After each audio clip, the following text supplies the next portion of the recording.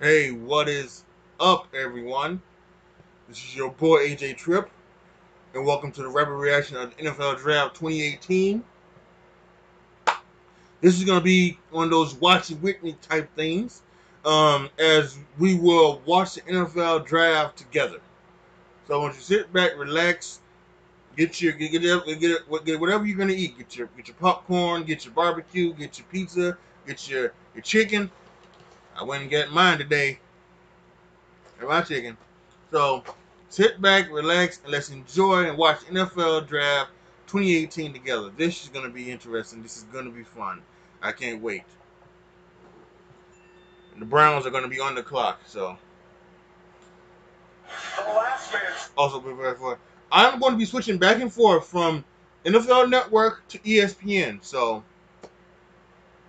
you're going to hear both commentaries. I'll stay on ESPN for a bit, and then I think that they're going to at some point go to commercial, and then we'll do the switch off back and forth. So, he said that. Let's go ahead. Let's get started. Trey Wingo and the crew. Knowing what's really going down tonight. Glad you're with us.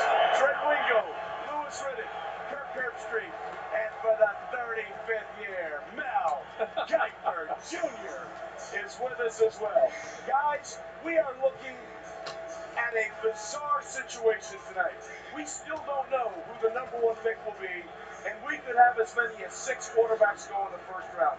How much fun are we going to have tonight? Hey, quarterback. That's what this league is all about, right? Look, John Dorsey supposedly has said his decision has been made for months. Let me just tell you this. Back in 2004, when I was with the Washington Redskins, we thought our decision was made the night before we went home, and we thought we were going to draft Kellen Winslow Jr. Guess what happened the next morning? We drafted Sean Taylor. Look, you never know who you really want until it's time to really pick, especially when you're at the top here. And Mel, you pointed it out numerous times, when people are so close together, any little bit of information can sway you one way or another. That's what makes this kind of event awesome. That's what makes people who are watching at home, it's awesome. And for the teams right now, time to build your team. Let me just go back to say congratulations on getting Sean Taylor. We did all right. Yeah, that's a good call. For me, there's such an emphasis on quarterback. And I get it. And we got a lot of great players. But what I can't wait to see is after these quarterbacks start to go, the best players in this draft are guys like Saquon Barkley, Roquan And Smith, ate most of Bradley my Chubb. fries. Where these guys going to go and winner team's going to get a chance to grab onto them, I think is a great story. Well, it's a weird situation. Everybody's on the quarterbacks, but to Kirk's point, the best players in the draft may be going a little bit later in this first round. Exactly. Are you concerned at all about the bunching of the quarterback situation? You can't have a word I out don't there. think he can hear you. Why Why don't don't I get? That's giving me the death stare right now, which means I ain't got you, baby. The NFL Draft is presented by Courtyard by Miracle. Passion moves us forward. It's how you think. It's how we think. And in part by GMC. Live like a pro. K Jewelers. Every kiss begins with K. And Marvel Studios Avengers Infinity War. In theaters and IMAX everywhere tonight.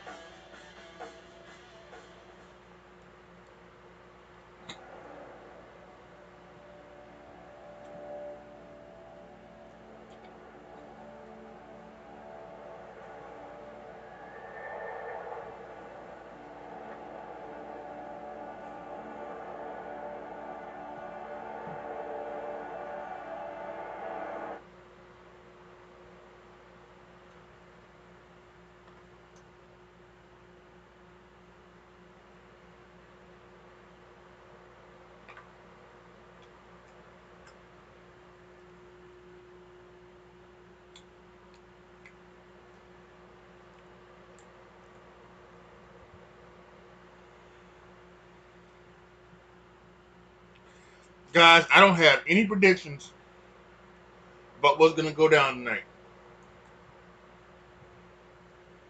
I just don't know. I would not be surprised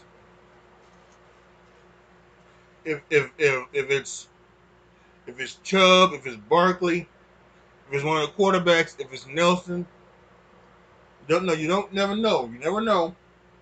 The Browns.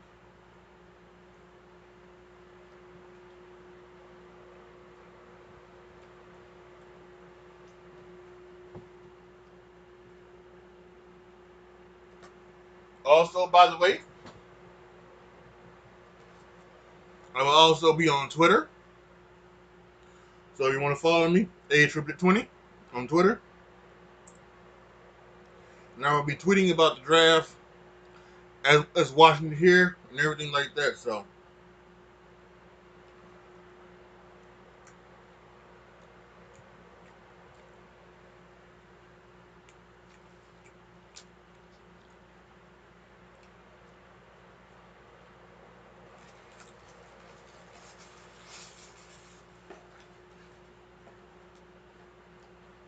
although I will not be on Twitter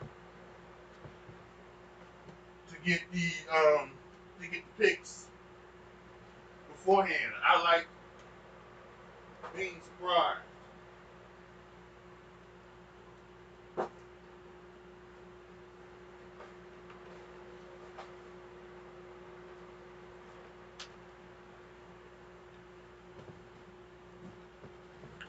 Also, at some point when I get full, I get a lot of chicken strips here, and I've been eating all day, so it might be pretty quickly. But when I get full, I'm gonna move the laptop around, and I'm going to put the lights off and watch the draft in that form. So just letting you guys know.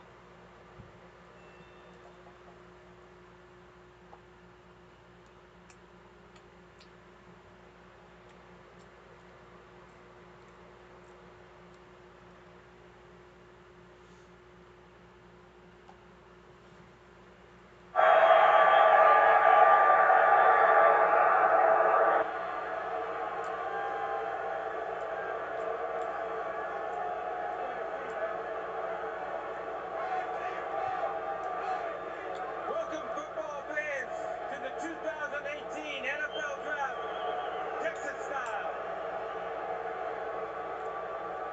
I can't believe you guys are booing the Cowboys. Come on. Thank you all for being here, and for all of you tuning in across the country to welcome our future NFL stars. We already have a record tonight. Over 100,000 fans are here in AT&T Stadium, both here, inside, and outside the stadium. That's a tribute to you, the fans. I'm joined by three of the greatest men to ever play for the Cowboys. All three are Walter Payton NFL Man of the Year and are models for the newest class of players, for their excellence on the field, but more importantly, for what they do off the field in their communities. Troy Aikman, Jason Witten, and Roger Staubach. Give it to them, guys.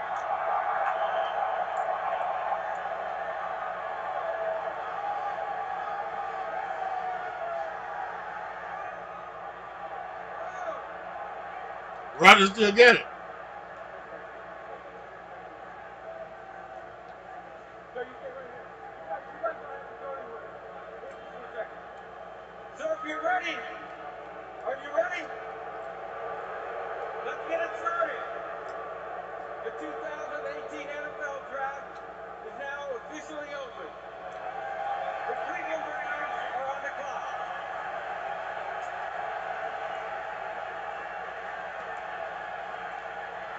So Cleveland is where they were a year ago, hoping that what they do this year will not mean they're back in this exact same spot for a third straight year.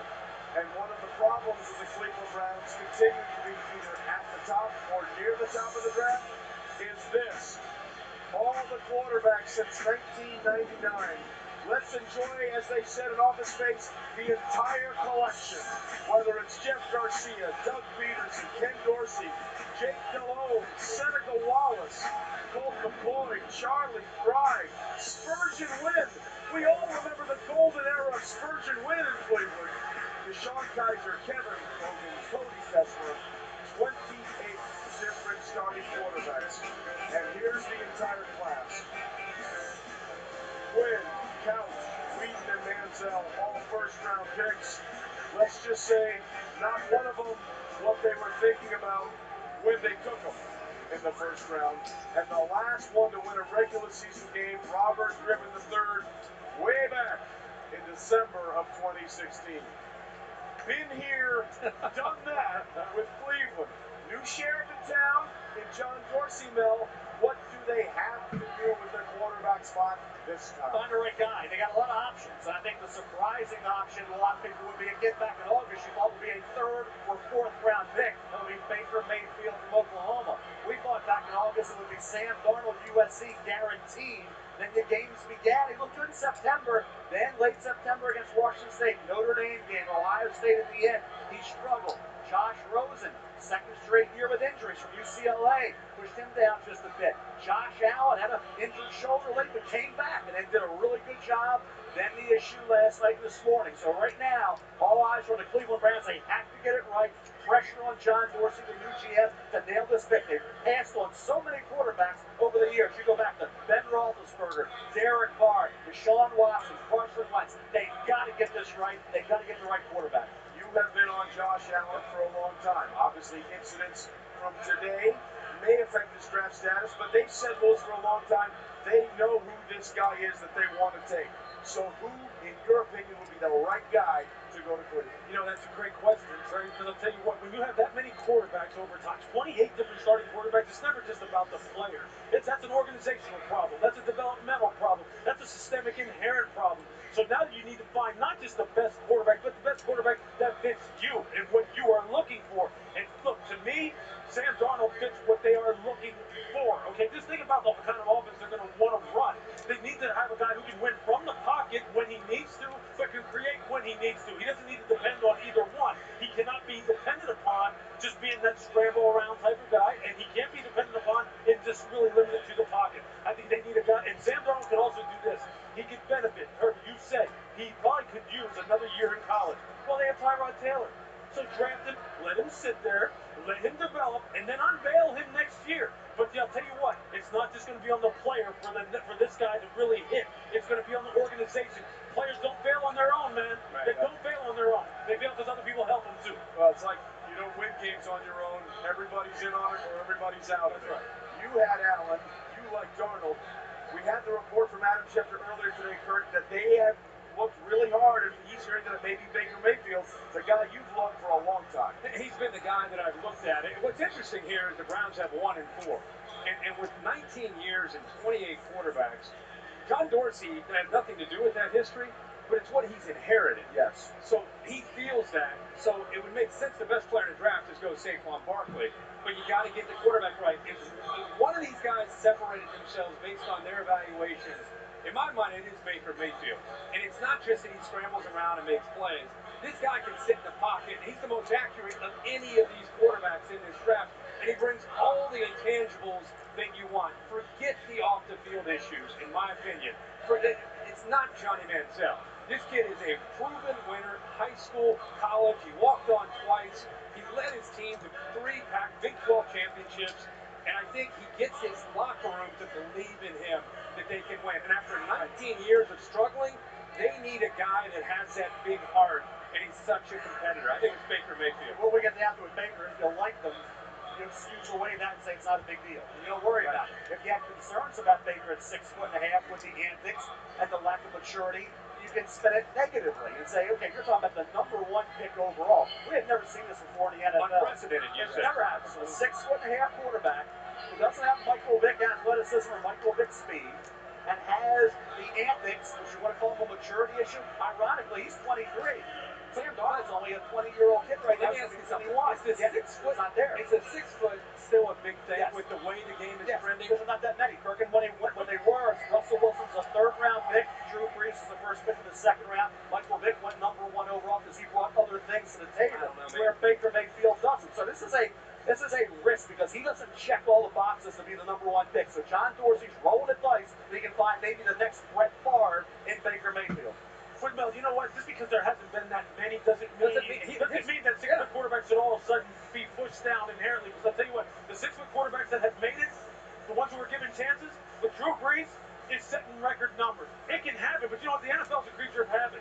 They all do what everyone else does, and they all look to whatever has the biggest or the most amount of data that they can lean on. Because right now, at the top of the draft, you're not so much concerned about hitting as you are about what happens if I miss. Right.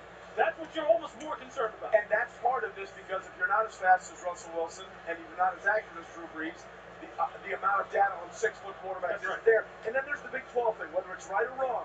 8 Big 12 quarterbacks have gone in the first round. That group is combined 58 games below 500. We'll have more on that in just a minute. Hang on. We got all night, partner. Trust me. Let's go upstairs to Adam Schefter and Chris Mortensen. More on the idea that Baker could be the Brown. Well, Trey, look, as you know, John Dorsey and the Kansas City Chiefs parted ways last year, and during that time, before he became the Browns general manager in December, he saw Baker Mayfield play 6 times, and in person at the Kansas game, the game in which Mayfield grabbed his crotch. But he believed that Baker Mayfield was the best player in college football. I know he told me that during that period of time. And as far as the Johnny Manziel reference, as Kirk Herbstreit alluded to, they made sure on the off-field issues that this was not Johnny Manziel Part 2.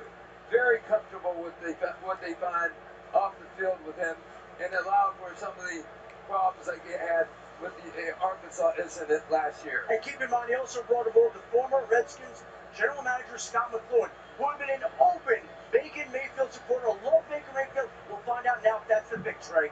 Adam, wow, went full Baker Mayfield there. First one out.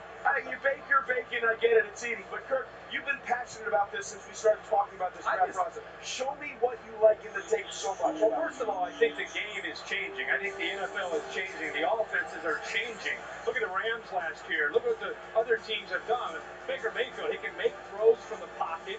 But he reminds me, you mentioned Drew Brees, he also has a flamboyant style of a Brett Favre with the way he leads the team with the intangibles. Look at the downfield accuracy.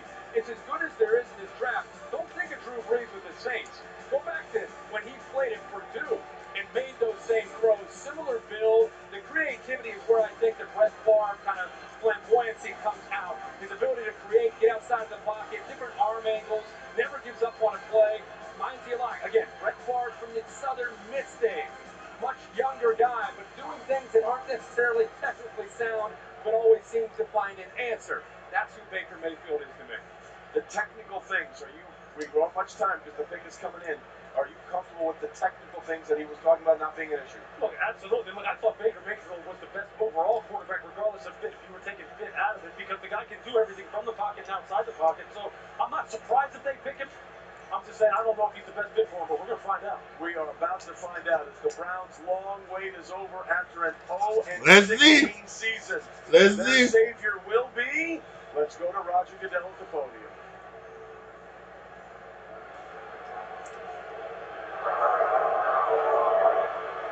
And they gotta stop going Roger Goodell too.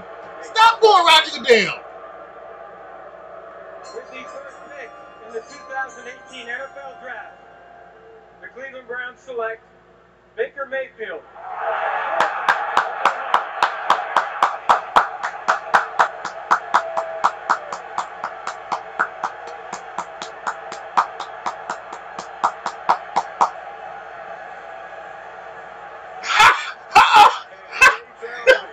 This party is underway. I thought he stayed it off because he was quitting. No, it's the Oklahoma State sweatshirt. Walked on to Oklahoma, and 3 years later, Heisman Trophy winner, and now he walks out of here knowing he's the #1 pick in the NFL Draft in 2018. Again, started at Texas Tech, left after 1 season, and he was the Big 12 Freshman of the Year. Then went to Oklahoma. In 2015, he was named your starting quarterback. And let's just say he had a good run, Shug, in 2017. Heisman, Maxwell, Walter, David, Woo! Player of the Year, and of course... Let's see what our boys over on NFL Networks are talking. Overall quarterback, right? know John Dorsey, and from John Dorsey's perspective, John's got a little swag, and he likes swag. He likes confidence. Swag. Competitor. If you're looking at the plus side of him, you know, he's under 6'1". He finds lanes to throw. He's thick in the chest. He's highly accurate. Playmaker. Highly accurate on the move. His character has cut both ways in different buildings with GMs and head coaches I've talked with. Now, when you look at him on the field, there's a lot to like. Against Texas, no pump fake. Throws him open into the secondary, wide open. I like him best, though, when he's on the move. Will fake play action plenty of time in the red zone, pulls it down, rolls left. Great throw. He throws the wide receiver open to the back line of the end zone. Again, highly accurate. Pump fake, and trust me, he's an athlete. He might not run 4.5. He's an athletic, competitive kid. He's going to light up the locker room. What I don't like is he misses a lot of underneath coverage, especially when the pocket collapses. He never saw the free safety. It was an easy pick. I saw a lot of that when the pocket constricted. However, if you're a Cleveland Browns fan, hey, Troy, you're going to strap it up in Cleveland, baby. Well, let me tell you, I mean, I'm surprised, to be quite honest with you. His name started surfacing a couple days ago, and I thought it really was a Giants on the clock. Here's a guy who already has created an upset because he's a walk-on Heisman Trophy winner. Now he can add another upset to his resume as a #1 overall pick. You look at his tape, Mike, and he has a lot of good things working for him. First of all, what stands out is that he has a love for the game. He plays with a great deal of passion and a lot of swagger. And the guy who was last picked in the first round at quarterback for Cleveland was none other than Johnny Manziel. And this guy's been compared to him. Baker Mayfield has a much better arm than Johnny Manziel ever thought of having. I know this. The spotlight's not going to be too big for him. There certainly is going to be a lot of expectations. This team has a lot of holes to fill. But I would not be surprised, even though they have said Tyrod Taylor is going to be the starter in 2018, I wouldn't be surprised if Baker Mayfield's not your starter week 1. You know, Troy, these Cleveland Browns, two things they haven't done much of lately. Win football games and protect the football. You go out and get Tyrod Taylor, and he was in the playoffs last year. Very low turnovers. You go draft Baker Mayfield, he protects the ball, and he's won a lot of football games. But when I watched him for a comparison, I had to go back. I heard Russell Wilson. I've heard Drew Brees. I saw Jeff Garcia when I watched him. Talk about somebody's a little bit frenetic when you watch him in the pocket. Very busy. But he throws with excellent accuracy. He can anticipate. He can throw a touch. And when he extends the pocket, he's not looking to run. He's looking to make plays and throw down the field. And that's something that Jeff Garcia had some success with. Well, Baker Mayfield was the apple, supposedly, of the Jets' eye in the Big Apple. He is now off the board. The Jets are now more than a minute into being on the clock for their pick because the New York Giants have not traded this pick. They have made it. Won't fly at the next level. No, look, it's all about production. The league respects production. Let's go, man. Let's get it. I love this. This is one of my favorite days of the year, y'all. This is just great. This is wonderful. Number 2 coming up. New York Giants. With the second pick in the 2018 NFL Draft, the New York Giants select Saquon Barkley, running back, Penn State.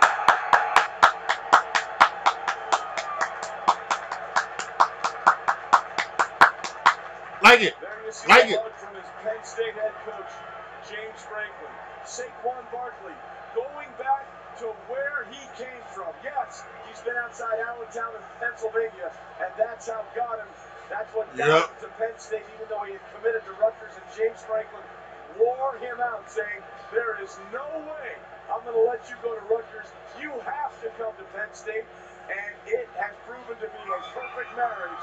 But now with the second overall pick, Saquon Barkley is ready to run the rock for the New York Football Giants.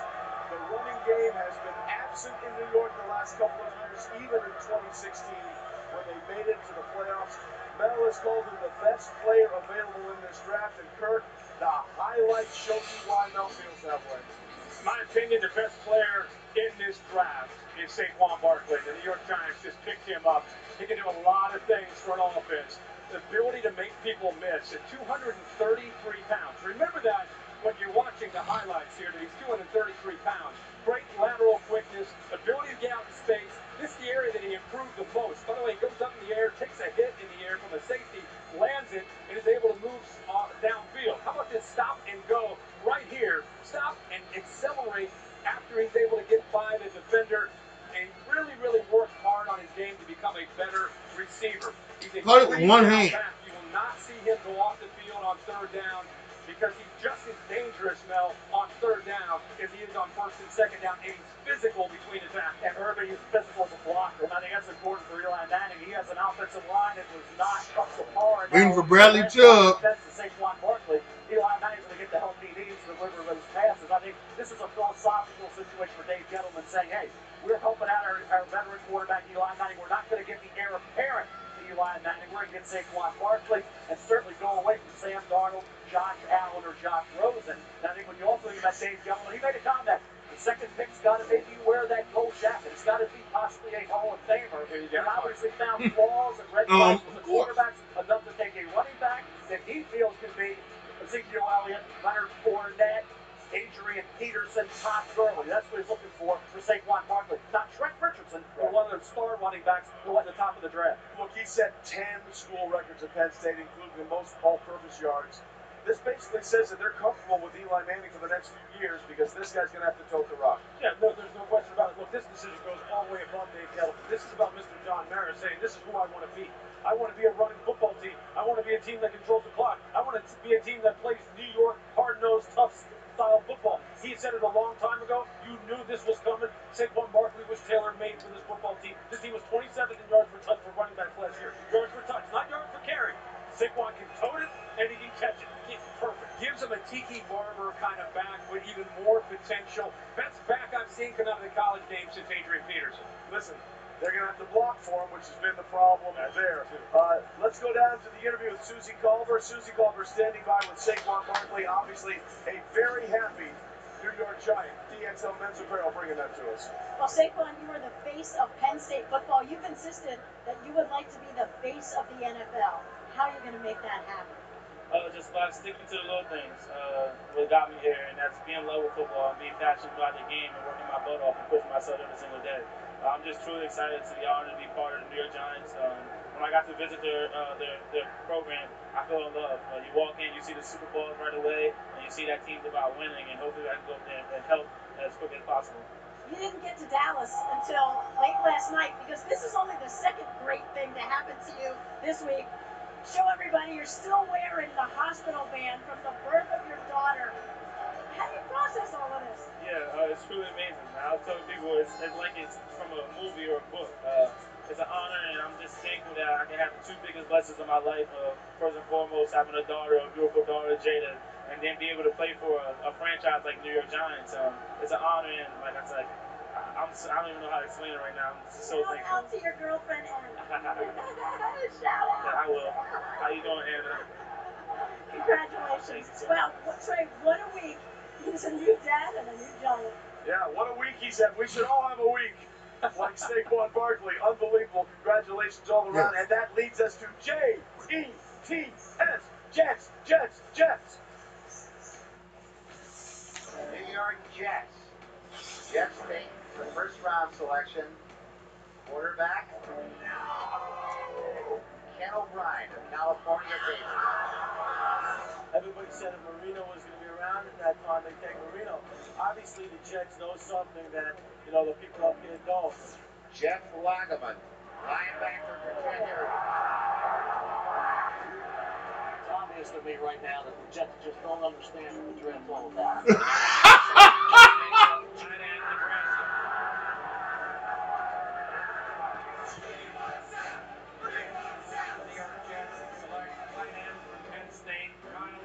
Another tight end. Jets select Mark Sanchez, quarterback, USC. They like that one. They like Mark Sanchez. So the Jets traded up. Will they take a quarterback? They've done it before. 1965, Broadway, Joe Namath. That worked out well. The only Super Bowl win in franchise history, 16-7 over the invincible, supposedly Baltimore Colts. Richard Todd, 6th overall. Ken O'Brien, one of the 3 not Hall of Famers from the class of '83. Chad Pennington played very well, 18th overall, and then Mark Sanchez in 2009. It's got to be a quarterback here. The question will be, which quarterback will the Jets go with? The Jets are poised to make the pick that they believe will allow them to compete in the AFC East. Commissioner Goodell is approaching the podium. We're about to find out, people.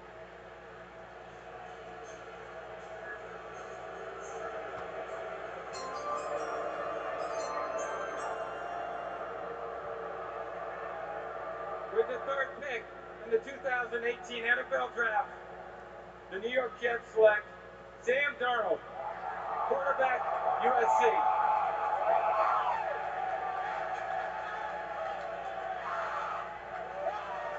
Quarterback, running back, quarterback. Guys, I'm telling you, if Sam Darnold, who's going West Coast, as a Bears fan, this is getting very interesting. Because if Bradley Chubb does not go here to Cleveland and have bookend pass rushing, if they don't do that, there is a good chance that you can see Bradley Chubb in Chicago. Yes! Yes! Yes! Yes! For Sam Darnold and company, the next quarterback of the New York Jets. Yeah, he was at USC. 6'3", He was at USC. 221 pounds. His grandfather, USC. Dick Hammer. There you go. I'm trying to figure out his grandfather. That's the best thing about Sam Darnold. His grandfather, Dick Hammer. Played at Rhode Island. By the way, Dick Hammer was also one of the 5 original Marlboro Men, and also was an actor on the series Emergency in the 70s. No more emergencies about this guy in the Jets quarterback, man. That's not making us feel fortunate. At pick number 3, Sam Darnold was there back in August. You thought he'd be guaranteed to be the number 1 pick. He opened the door because he had a shaky year. But when he's on and you give him time and he can maneuver in the pocket, great feet in the pocket, great downfield accuracy, it was a very catchable ball. What he was, though, was a turnover. Fuck Sam! Some bad habits, multiple, like a local brand, a lot of fumbles, 22 turnovers, 13 interceptions, 9 fumbles. 2 years ago, he was plus 22 touchdown interception ratio, lost 3 offensive linemen, lost his top receiver, Juju Smith-Schuster, and the results were not the same. You're seeing him at his best. This year, you saw a couple games where he was at his worst.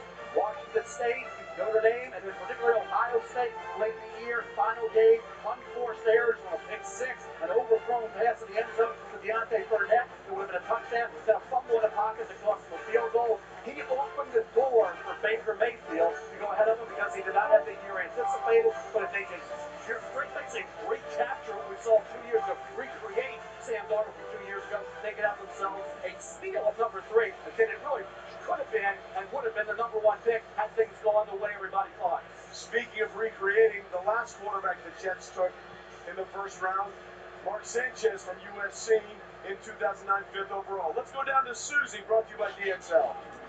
Well, Sam, you admitted that you had vivid dreams about what this night would be like. How's the reality? Oh, it lived up to the expectations, I'll tell you that. I mean, there's nothing better than being on this stage. Great Jets fans over there, so I'm excited to be part of the franchise, part of the organization. Josh McCown is a fine veteran starter there in New York. How would you like to see your rookie season play out? Yeah, I think whatever the coaches want me to do, whether they want me to sit, whether they want me to play, I'm going to star my role. That's what I've been doing my whole life, and I'm not going to do anything different. Congratulations. Thank you so much. Thank you. Well, he has always been calm, cool, and collected. When he got to USC, Lewis, another quarterback had already signed there, a very top pick. He looked at the coach and said, best guy plays, right? That other quarterback was in the process of transferring week 1, and Darnold became the starter. Yeah, look, he's gone into a situation like maybe you don't necessarily associate with the New York Jets with a good situation, but it is a good situation, and I'll tell you why. Just start with the quarterback room, number 1. There is no better pro to learn from than Josh McCown. Josh McCown is perfect for for Sam Darnold. And I'll tell you what, the other person that's really going to be key in this situation is offensive coordinator Jeremy Bates. So I can tell you this, look, head coach Todd Bowles loves Jeremy Bates. Thinks he is one of the up-and-comers again that you're going to be hearing from as far as quarterback development. They have the luxury of time now. They can let him learn from players, let him learn from coaches. They're going to build this offense run-centric, and they're going to take their time with Sam Darnold. Look, they're tickled that he fell to. I can just guarantee you this. They had their pick right now of the quarterbacks that they wanted. Baker Mayfield maybe isn't the best player for them. The quarterback they wanted came to them first. Great player, probably has the most upside of any of the quarterbacks with all the analysis. At the end of the day, Mel brings up some great points. 2 years ago when he had better people around him, he was getting the ball out. He had incredible flash plays. This past year with the new offensive line, breaking in some new receivers. But what stands out to me and what is a concern, they're going to have to figure it out. Against Ohio State late in the year and UCLA on third down, when college defense is really pressure and get exotic with different looks, he struggled. He panicked. He turned the ball over. He was sacked a bunch because he was holding on to the ball. Third down is a little bit of an indication of what he's going to see consistently in the NFL. That's an area that he's going to have to drastically improve. I said all along he would have benefited from one more year of college football. Maybe sitting behind Josh will be the thing that could really help him. And then a year later, he can take over. The interesting thing, his first ever college game, AT&T Stadium, lost to Alabama. His last college game here at AT&T Stadium against Ohio State. Right. And now AT&T Stadium is where he is drafted going to the Jets. Who else would we have embedded in the Jets than Sal Paolantonio? Sal, let's get right to the news about Sam Darnold being the Jets QB. And I talked to Todd Bowles this morning, the head coach of the New York Jets, and here was his scouting report on Sam Darnold. Darnold came in here and visited the New York Jets a little while ago, and he said that Sam Darnold was very engaging, very intelligent, and you could see he was a hell of a competitor. He would fit right in with what the Jets want to do. He said when they moved up from number 6 to number 3 and invested 3 second-round picks to do so, they were looking for a guy who could change this franchise, and Sam Darnold would do it, Trey. Browns, Sal, thanks very much. So, for the second time in the first 4 picks, the dog pound is out. The Cleveland Browns are there. They got their quarterback, Baker Mayfield. There's one more chicken strip and then... If I'm the Cleveland Browns, I'm taking Bradley Chubb. And I think Bradley Chubb, opposite Myles Garrett, with Emmanuel Aldridge, your third option. You got pass rusher coming after their quarterbacks on a regular basis. And all of a sudden, you got the heat to be a much improved defense. Well, they got Myles Garrett, number 1 overall last year. A lot of people think that Bradley Chubb compares very favorably to what Myles Garrett was able to do last year. Or maybe even better. Some people might think that. So they've got some offensive weapons. That would be you. They've got some offensive weapons already. They've got their quarterback. Will they go defense now? Cleveland, here we go again.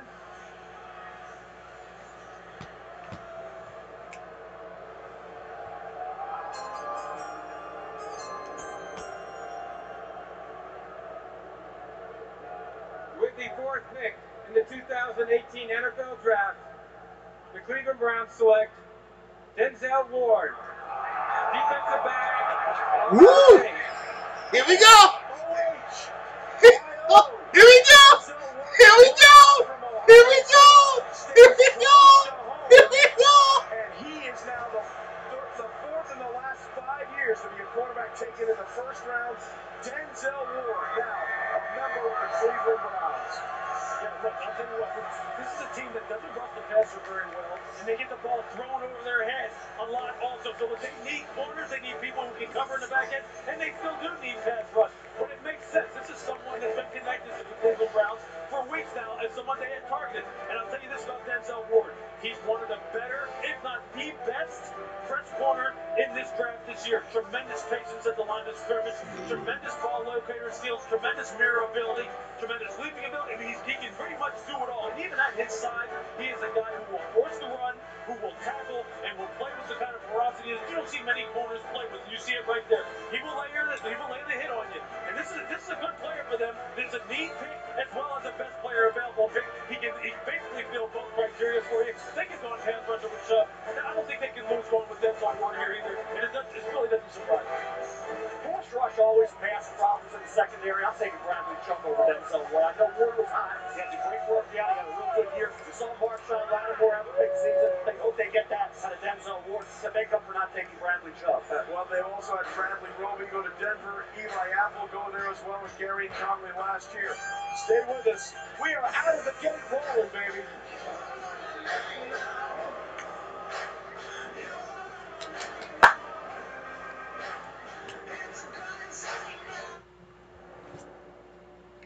Be right back, y'all.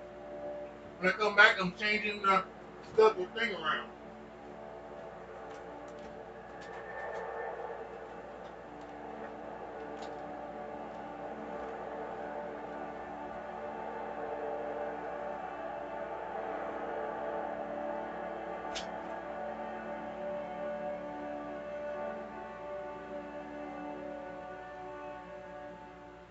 Neil Lane designs for Hollywood's biggest stars, and at Kay, he designs for the star in your life. The inspiration for this ring goes back almost 100 years. At Kay, the #1 jewelry store for...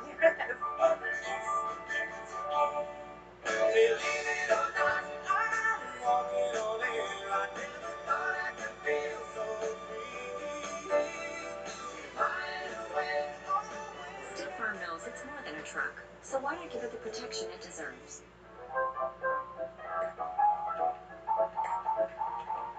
What is it? The next big thing in food was once a little paper box. Now we can easily take out food from a restaurant. Let's stay in and binge watch the snow. Genius. Now the next big thing is the Capital One Saver Card. Good choice, baby. Ooh, wait.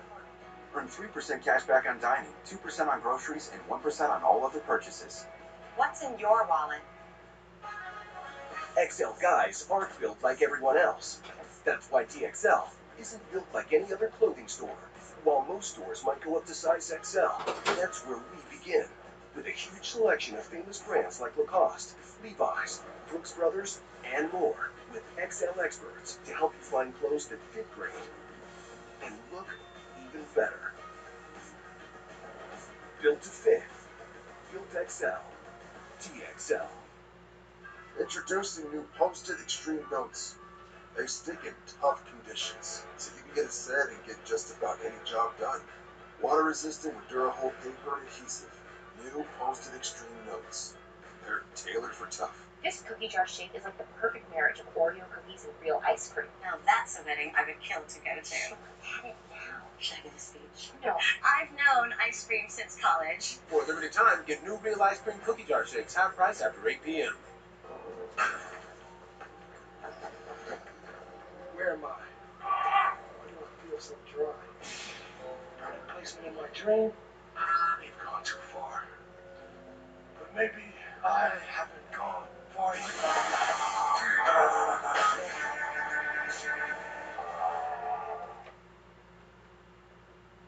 You made that?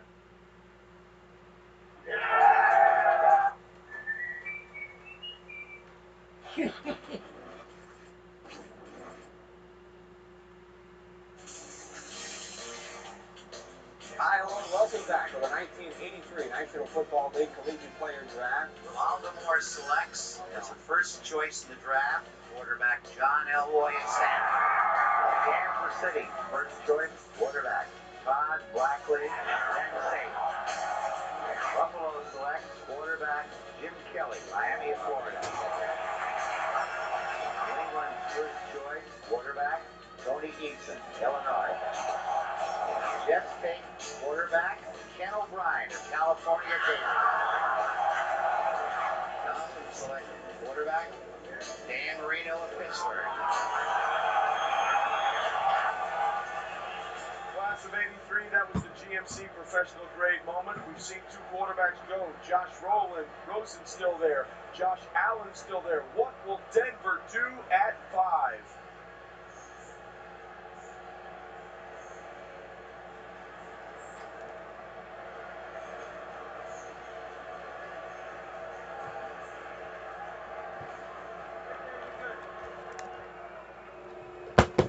The NFL's continued support of St. Jude Children's Research Hospital helps ensure that all kids have a chance to play 60. This year, the NFL Network, and Rich Eisen helped raise $180,000 so that no family ever receives a bill from St. Jude.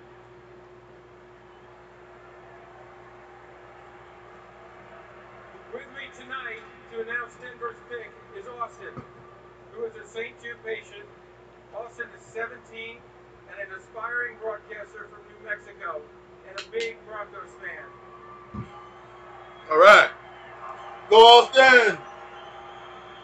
Austin has benefited from the care teams at St. Jude and is an inspiration to all of us. Okay, Austin, let's show them how it's done. With the 5th pick in the 2018 NFL Draft, the Denver Broncos select Bradley Chubb, defensive end, NC State. Wow. Damn it. Damn it. Damn it.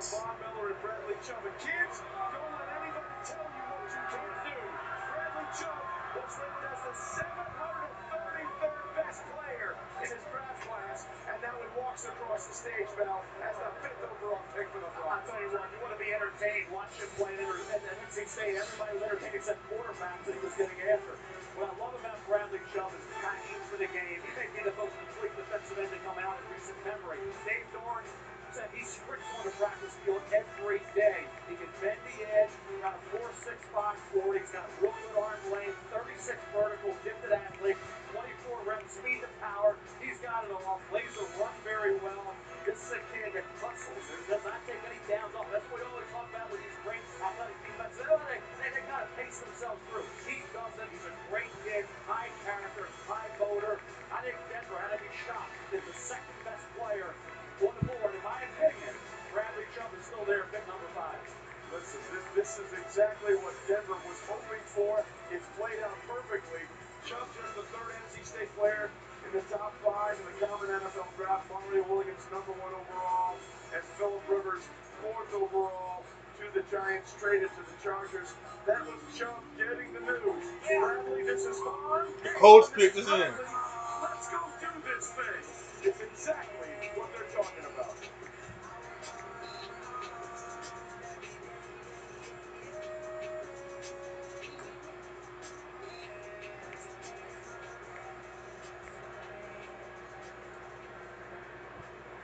Well, as we continue here in the 2018 NFL Draft, we have through the first 5 picks.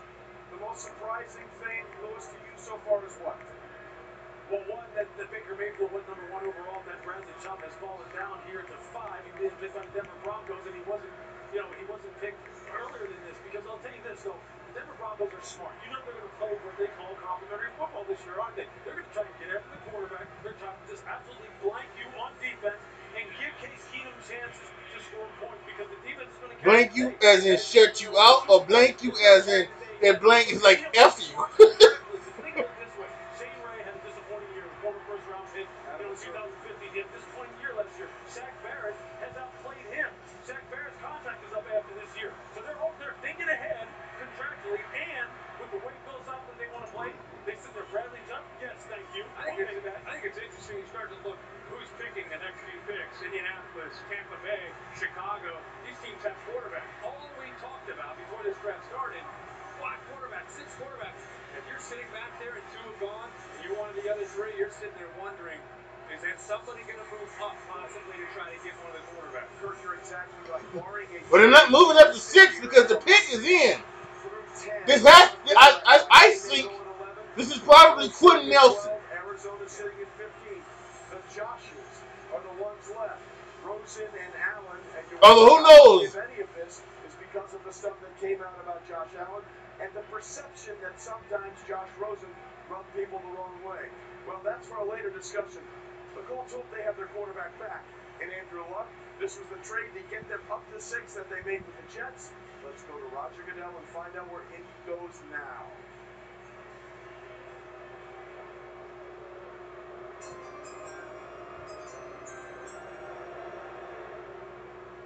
With the 6th pick in the 2018 NFL Draft, The Indianapolis Colts select Quentin Nelson, guard, Notre Dame. Yeah.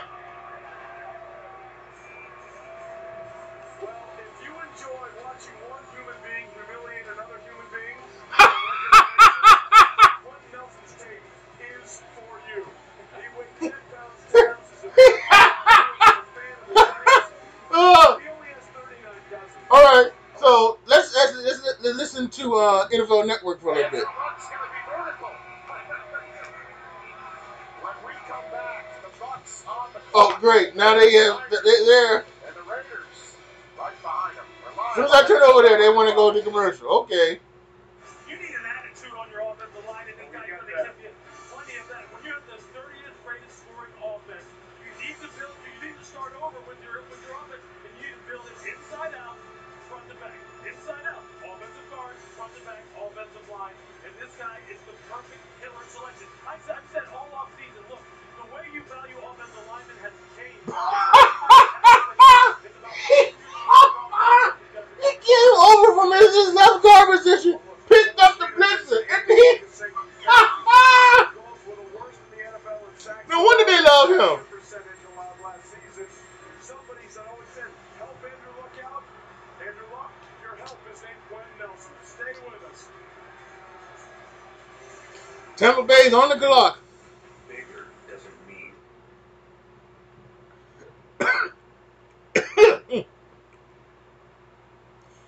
I really do want to go through Twitter, but I don't want to get spoiled.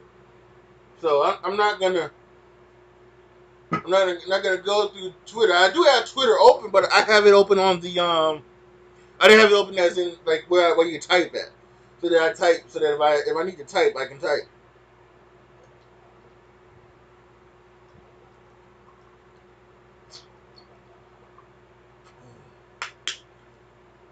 I will be drinking a lot of water. And guys, don't forget, make sure that if for those of y'all coming in here new, hit that subscribe button. You're not going to want to miss tomorrow my Avengers Infinity War review and then the Greatest Royal Rumble review. You're not going to want to miss that. Yeah. Yes. Yes. Yes.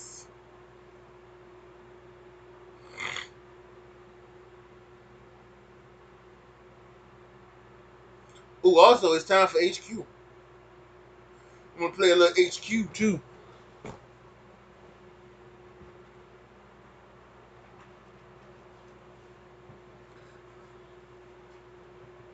Are you guys, like, in the HQ?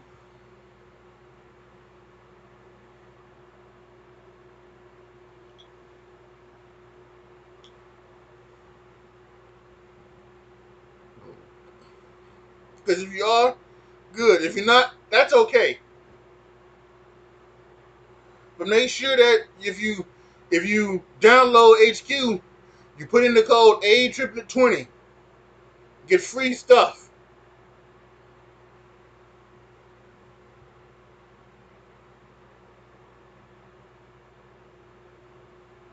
Whew.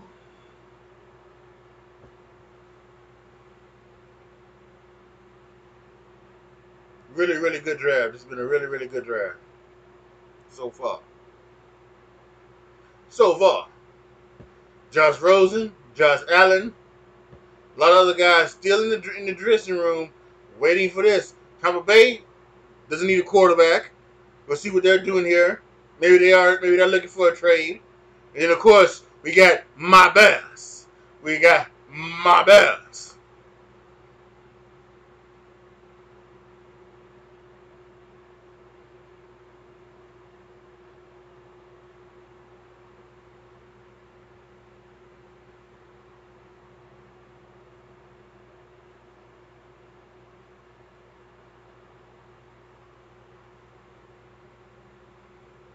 Oh, and then we have a trade.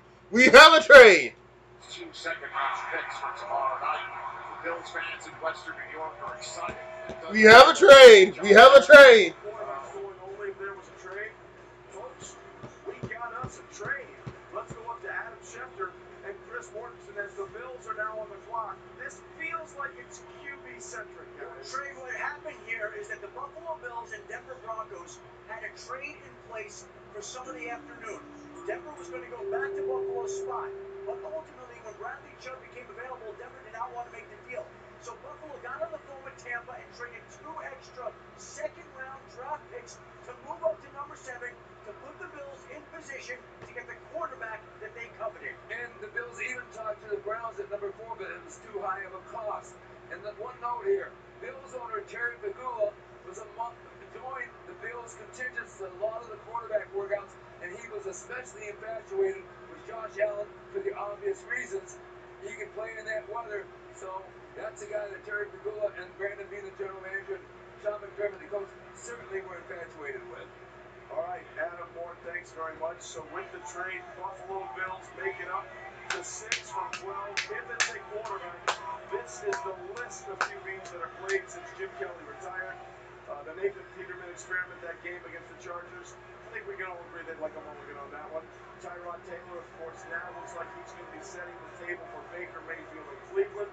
So will this be a quarterback here? Will it be Josh Rosen? Will it be Josh Allen?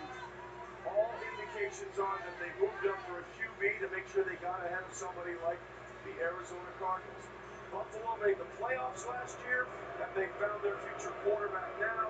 Roger Goodell, the commissioner, at the moment.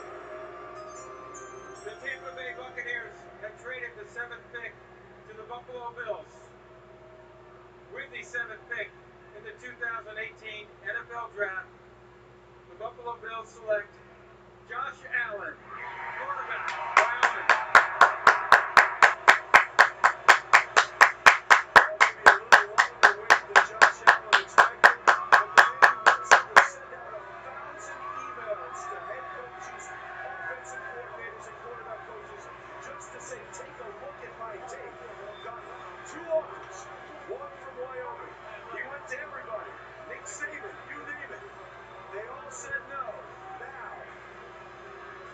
He's a Buffalo Bill. Those 1,000 emails are indeed paying off as Josh Allen is the new quarterback of the Buffalo. Now the Bears on the clock. Are the Bears going to trade back? Or the Bears going to take somebody? Are they going to do something stupid? Oh, wait. They'll be used to snow, cold, wind, temperatures. They'll get it going. Mel, the question here has always been the accuracy. You don't see it as a problem. Well, I think when you look at Trey, the last couple of years, he didn't throw the ball 40-plus times a game. He was always around that 22 to 27 attempts. So when you have that, margin for error is different than throwing 40-plus, like the other quarterbacks did. And you look at this year, he lost 4 guys to the NFL. I'm going to miss X on the beach, but Greg Bowe's done a tremendous job coaching that football team. What I love about Josh, too, about athleticism, arm strength, like Matthew Stafford. He's, for a baseball analogy, he's Randy Johnson. And I think you look at this kid, incredible talent, tremendous competitor. And what I love about him, what a difference maker he was. I think winning in college was a little overrated, but when you're at Laramie in Wyoming, 4 years prior to Josh Allen taking over, they're 15-33, 4 losing seasons. The 2 years he's a starter, they're 16-9. 4 of those 9 losses by 3 points. 2 games late in the year, they lose both of them. He comes back and plays. They beat Central Michigan in the bowl game.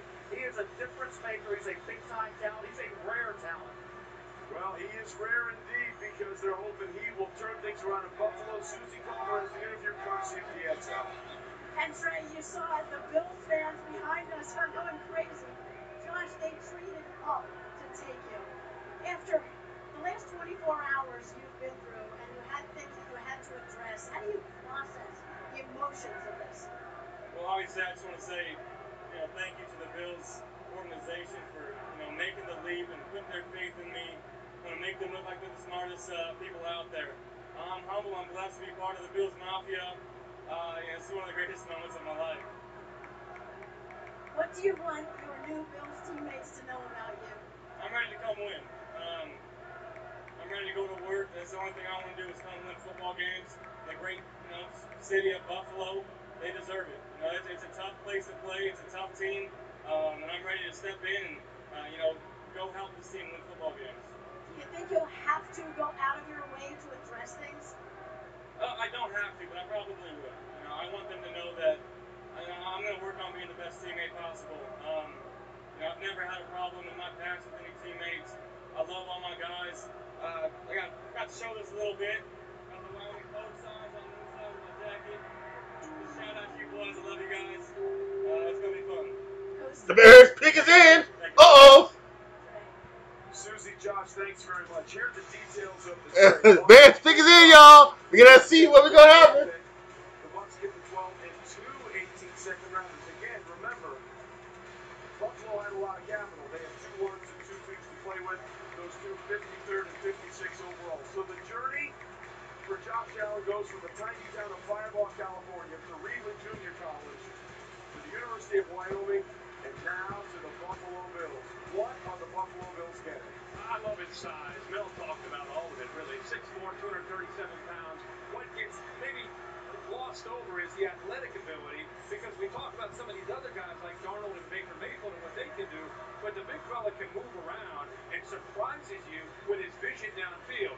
There are a lot of areas that are of concern. Absolutely. The Buffalo Bills, great organization. They got the best fan base in the world. I'm blessed to be a part of it. Have you ever doubted that this day would possibly come? No, I've never doubted. This is the only thing I've ever wanted to do. Just be standing here, have them chant my name. It's an unbelievable experience. Well, a day like this does not come without adversity. You handled some adversity early on. How did you fight through it? I trusted myself. I trusted my family, the supporting cast around me. People that know me know me. They know who I am. I'm just blessed. I'm blessed to be in this position today, sitting here talking to you. I'm top of the world right now. Well, you're clean. You're looking good, by the way. I've got the Deion stamp of approval. You got it, man. I love it. All right. Hey, back to you guys. Well, the Bills said that they thought that they could get the quarterback that they wanted without giving up any draft capital from next year, and they didn't even give up a first-rounder that they have in their back pocket for the Patrick Mahomes trade from last year. They still have that one later on tonight. I talked to a couple GMs in that same area that said they'd rather get the 2 second-round picks because of the type of draft it is this year than the 1 first-round pick. And the Bucs are going to be on the clock after the Niners, Raiders, and Dolphins. First up, though, the Bears pick, the first one of Matt Nagy's administration in Chicago. What are they going to do right here? Well, I think the only offensive player that could be under consideration is Mike McGlinchey, the tackle from Notre Dame. But my gut tells me defense. There's some difference makers out there, 2 safeties, and the guy I think they're going to take, Roquan Smith. With the 8th pick in the 2018 NFL Draft, the Chicago Bears select Roquan Smith, linebacker, Georgia. Roquan Smith is a Bear. Coach Shaw, you showed me a tweet moments ago that Vic Fangio had a hole-in-one today, right? Absolutely. This is being one heck of a day for defense coordinator. It's a double-ace day. He's got pocket rockets He here. was with us at Stanford and gets a hole-in-one today early in the morning. And today finds out he's got the best linebacker in the draft. And someone said the top 2 or 3 players in this draft, Mike. And Coach, I would tell you that the MVP of Chicago's defense last year was actually Vic Fangio. They were number 9 in the league in points allowed with not a lot of talent. They need this kind of talent infusion. He's today's NFL off-the-ball linebacker. He's 6'1", 235, runs 4.5, sideline to sideline. He could be a 4-down player in the NFL. And of course, Bears fans know that if you want to play winning football in Chicago, you got to have somebody right in the middle of that defense. They've always had it in their halcyon days and their winning days, and now Roquan Smith coming there to I've heard midway. How about this? I've heard comparisons on the. This may look like a car. And they just cut him off. They just cut him off. I mean, really. They're happy and the hedges are broad in Athens, Georgia. Roquan is a Bear. Being a good father is important to me. So being diagnosed with advanced non-small cell lung cancer made me think of all the things that I wanted to teach my kids. Another true story with Keytruda. My doctor said I could start on Keytruda, so I did. With each scan, things just got better. In a clinical study, Keytruda offered patients a longer life than chemotherapy, and it could be your first treatment. Keytruda is for adults with non-small cell lung cancer that has spread, who test positive for PD-L1, and whose whose tumors do not have an abnormal EGFR or ALK gene. It's the immunotherapy with the most FDA-approved uses for advanced lung cancer. Keytruda can cause your immune system to attack normal organs and tissues in your body and affect how they work. It may be serious and lead to death. See your doctor right away if you experience new or worsening cough, chest pain, shortness of breath, diarrhea, severe stomach pain or tenderness, nausea or vomiting, rapid heartbeat, increased hunger or thirst, constipation, dizziness or fainting, changes in urine, changes in eyesight, muscle pain or weakness, joint pain, rash, itching. So to recap really quick. Browns with the first pick, overall pick, took Baker Mayfield, quarterback of Oklahoma. Giants, second overall, Saquon Barkley. New York Jets, third overall, Sam Darnold, USC.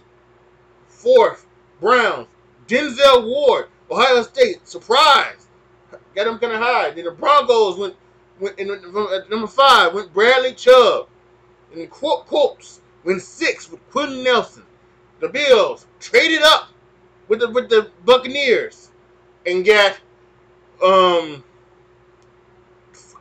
Josh Allen, quarterback around me, and my Bears. Number 8, Roquan Smith from Georgia.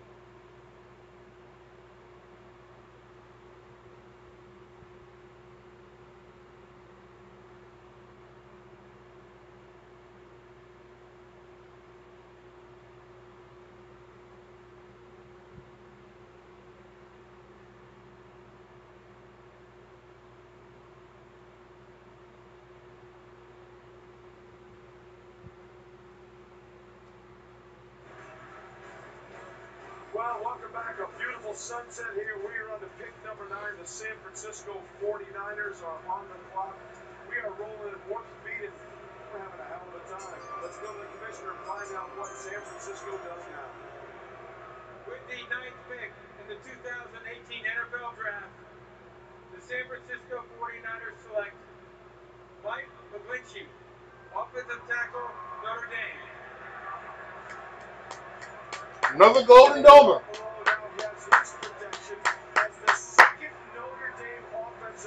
Protecting, getting ready to protect that $100 million asset they got back there with Jimmy Garoppolo. Certainly look at Matt Ryan, the cousin of Matt Ryan at Boston College, Mike McGlinchey at Notre Dame. You know that protecting a quarterback in Jimmy G. That's what Mike McGlinchey is going to be asked to do. He was a right tackle turned left tackle. He struggled at times at left tackle. Go back to that Miami and Florida game. Both Nelson and McGlinchey had their share of issues, but at right tackle, he's at his best. He's almost 6'8", 310, 315 pounds.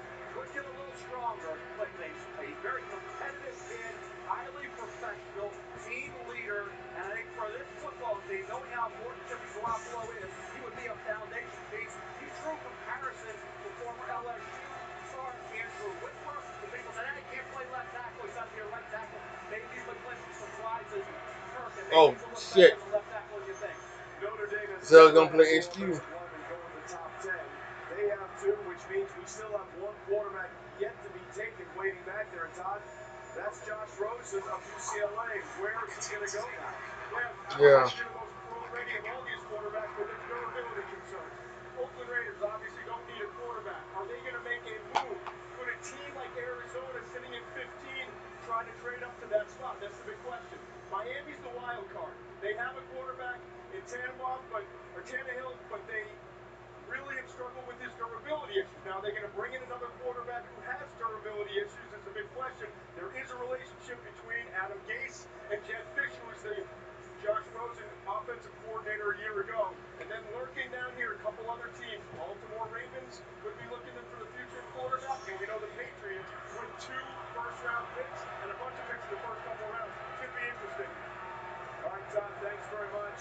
The Raiders have traded the pick to the Arizona Cardinals. They have. The Raiders have traded the pick to the Cardinals.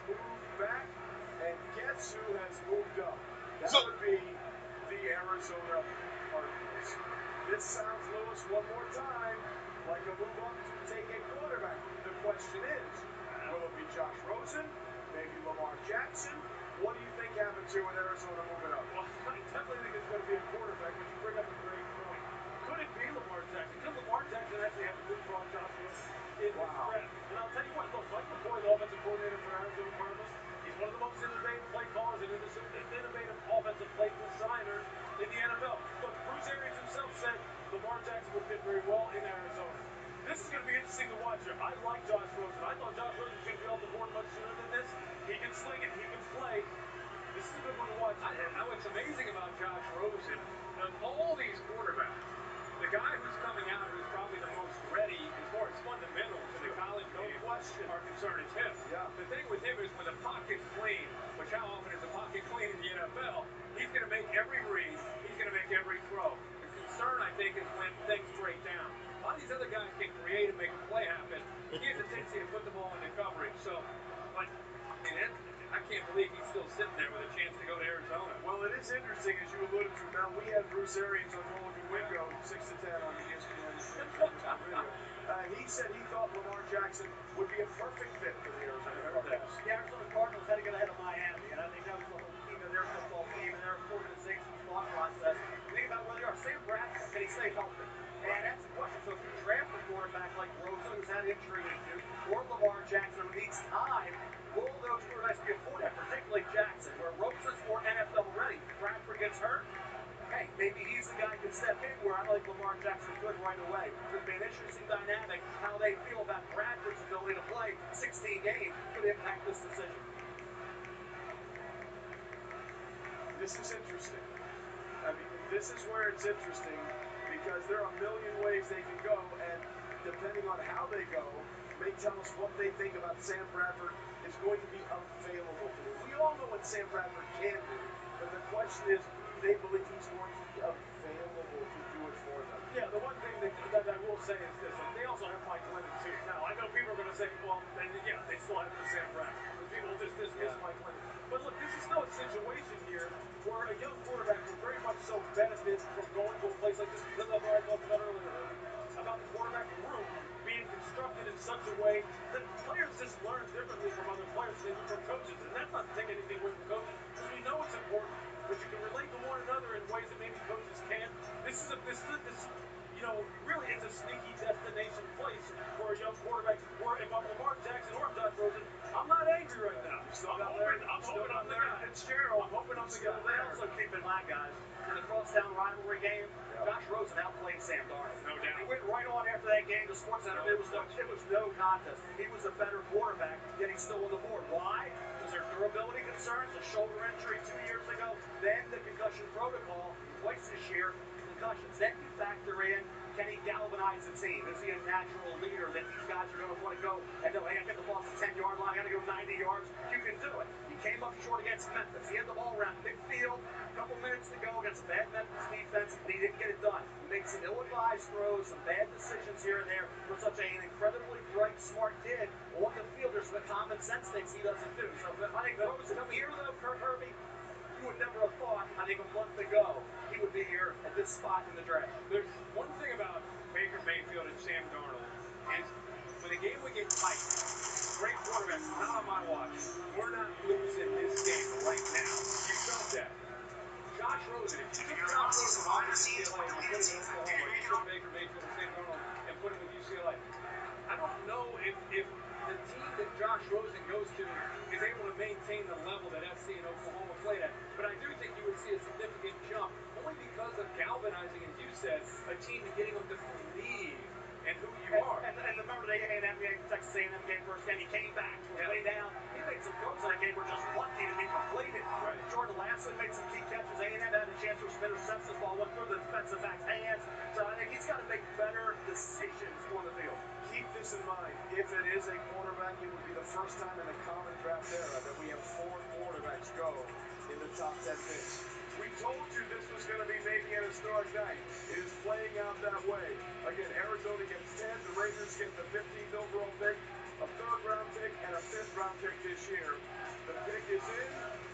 Here comes Roger Goodell across the podium, and now the question becomes, will this be the first time ever for quarterbacks in the top 10 picks of the draft? The Oakland Raiders have traded the 10th pick to the Arizona Cardinals. With the 10th pick in the 2018 NFL Draft, the Arizona Cardinals select Josh Rosen, quarterback, UCLA. And we've got history. First time in the common draft era, 4 quarterbacks go in the top 10. He was called Chosen Rosen when he showed up and was handed the keys to the kingdom as a freshman at UCLA. And Arizona has chosen Rosen to give him the keys in 2018. Bradford is there. Glennon is there. Rosen is the future. Josh, give me some hints. Find Larry Fitzgerald early, find Larry Fitzgerald often, and occasionally look for that guy David Johnson out in the backfield. From Manhattan Beach, California, to Phoenix, Arizona, and what a lineage he comes from on so many levels. Josh Rosen's great-great-great-grandfather was Joseph Wharton, who founded the Wharton School of Business by donating $100,000 in 1881. His father, Charles Rosen, is a graduate of the University of Pennsylvania, a world-renowned surgeon, and also a gold medalist ice dancer, as is his mother, Liz Lippincott, who also went to Princeton University, and she was also a gold medal ice dancer. Josh Rosen, as they say, the bloodlines are strong here, but you know what? The highlights are strong as well for Josh Rosen. He can spin it. And Lewis, that's the thing. I mean, he's artistic throwing the football, and at 6'4", 225 pounds, you see him, Lewis, 3-5, 7-step drop. He's definitely NFL ready. Look, there's a certain type of quarterback, if you look at the quarterback they've already acquired in Arizona, that they're looking for. Look, Sam Bradford is not Mr. Mobile either. Mike Glennon isn't either. So obviously there's a profile that they're looking for, and I'll tell you this. When you think about Mike McCoy down there, offensive coordinator, they're going to want a quarterback with a high football IQ. A guy who can do a lot of work at the line of scrimmage and get them in the football plays that keep him out of harm's way. And I think Josh Rosen is tailor-made to do that. Look, Josh Rosen himself has said, and we've watched enough NFL football to know this, you don't have to be a Houdini escape artist in the pocket in order to survive in the NFL and play a long time and deal the football. But you have to be smart, you have to be aware, you have to understand what's happening post-snap.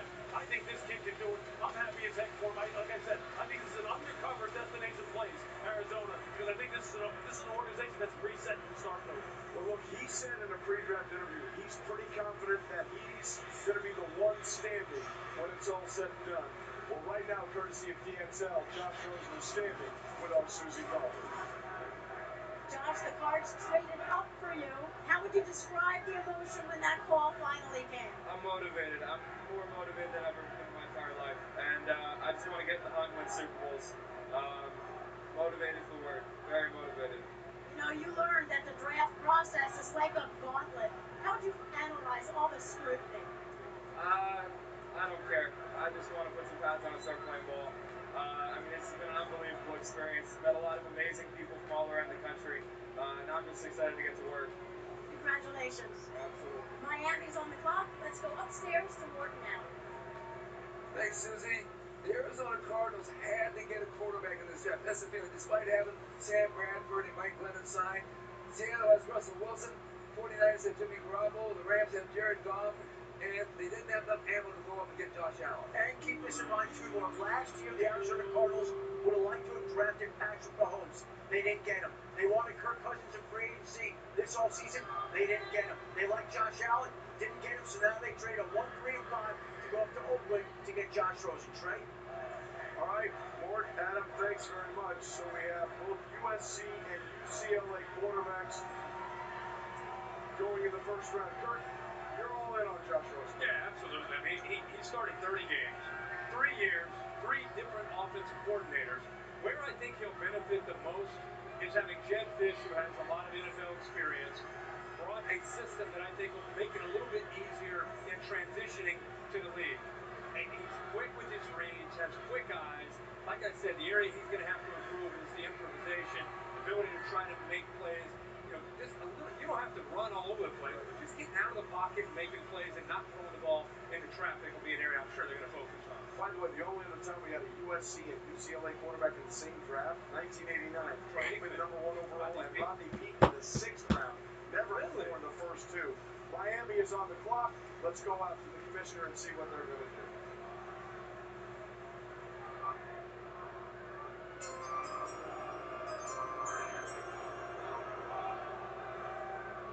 With the 11th pick in the 2018 NFL Draft, the Miami Dolphins select Minkah Fitzpatrick, defensive back, Alabama.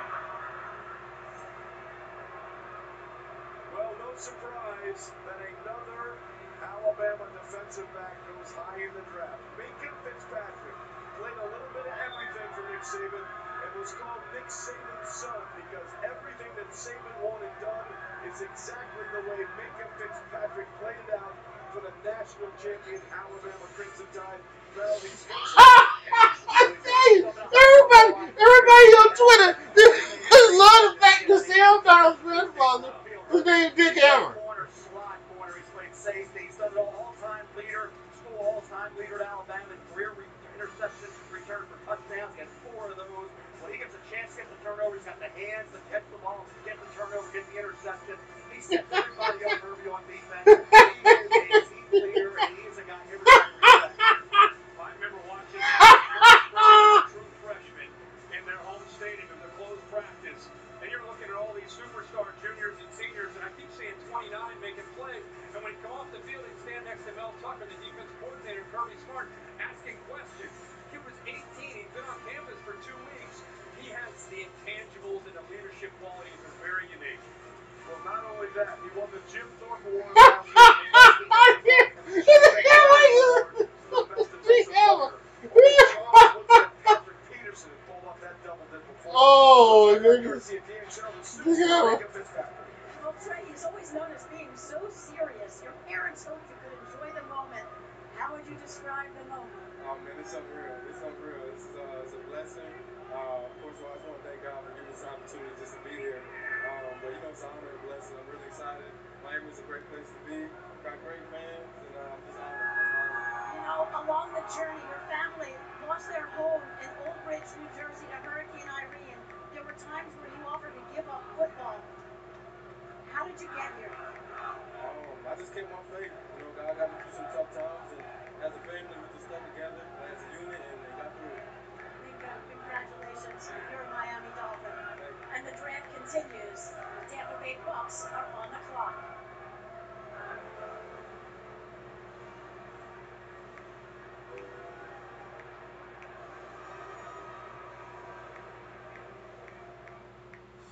Bigger doesn't mean stronger. Pack a punch. Come back for more. Put rubber to the road. Bring the heat. Like a champ. Like a charge. Mighty like a pro. Introducing the all-new Terrain, the compact SUV from GMC. Great non-GM owners get this low-mileage lease on this front-wheel drive Terrain SLE for around $247 per month. Or get $5,250 plus on mileage when you finance through GM Financial. That's what I said, L, but it's not a bounce back. What's an L? The rap singer took a loss, and now there's a win. Right. Yeah, you can get a mortgage that avoids PMI, but there's no way to avoid MIP. Hey. This will help. Rocket Mortgage by Quicken Loans makes the complex simple. So origination fees and this takes care of it. Thank you. Understand the details and get approved in as few as 8 minutes by America's largest mortgage lender. It's back. Right. I woke up in peace mode. A quarter-pound double cheeseburger and tots for $2.99. makes me kind of want to do a double take. Double the beef. Double the cheese. Double the tots. That was loud. You can hear that? Yeah. That's not good that you can hear it. Now try quarter-pound double cheeseburger or slinger with tots for just $2.99. Get them while they last. Presenting Just for Men AutoSun. It's time travel in a comb. It gives you back your natural hair color before you went gray. No leaks, no mess. Comb in and your natural hair color is back. Lift off. Just for Men AutoSun. Strength, versatility, durability, turn after turn, after glorious turn. Tesco expert recommended zero turn from America's fastest growing riding mower brand. So, what's new? We just switched to Geico and got more. More. They've been saving folks money for over 75 years. A company you can trust. Geico even helped us with homeowners insurance. More sounds great. Settle on more! Right, honey? Yeah! Geico. Expect great savings and a whole lot more. Look, I'm gonna level with you guys. We're out of Bud Light. And they have some! So dilly dilly! Here's to the friends you can always count on. I've been getting people up, well, forever. It's kind of my thing. Actually, it's my only thing. But now, everyone wakes up to Grady Beetle and Jalen's new morning sports show called Get Up. Must-see highlights, camp news conversations, big-time interviews. I used to be his go-to guy. Now he's up before me, watching them. Guess he doesn't need me anymore. I mean, what do you guys think? Should I still cock-a-doodle-doo?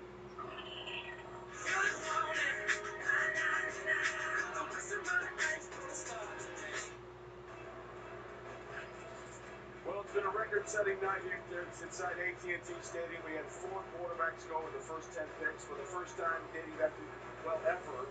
It had never happened before. What do we have in store for you for the rest of the night? Just hang with us because it's been a roller coaster ride. To take us into the Tampa Bay Bucks, who traded back, and they have made their selection. Commissioner Roger Goodell walked to the podium. Let's find out who it's going to be. With the 12th pick in the 2018 NFL Draft, the Tampa Bay Buccaneers select Vita Vea, defensive tackle, Washington. A big man gets a big night, but if we're going to be honest, when you become a first-round pick, let's call him by his full name. Tavita Tula Kyoto Tui Toloto Masese Bahai Faliatu Vea. And the Tampa Bay Bucks, Gerald McCoy and I thought it was Vita Vea. the first thing I thought of was Gerald McCoy. His bigness next to Vita Vea and his size, 6'4", about 350 pounds. Keep in mind when you watch him play, he played wildcat quarterback in high school and tailback. He carried the football because he was so agile and athletic. Combination, size, and power. He had 41 reps at 225 in the combine. Has tremendous speed, able to move around, able to actually work as a two-gap or at times able to shoot gaps. So this guy, I think, has a lot, bringing a lot to the table because of the way he can not only eat up space against the run, that's what he's known for, is defending the run.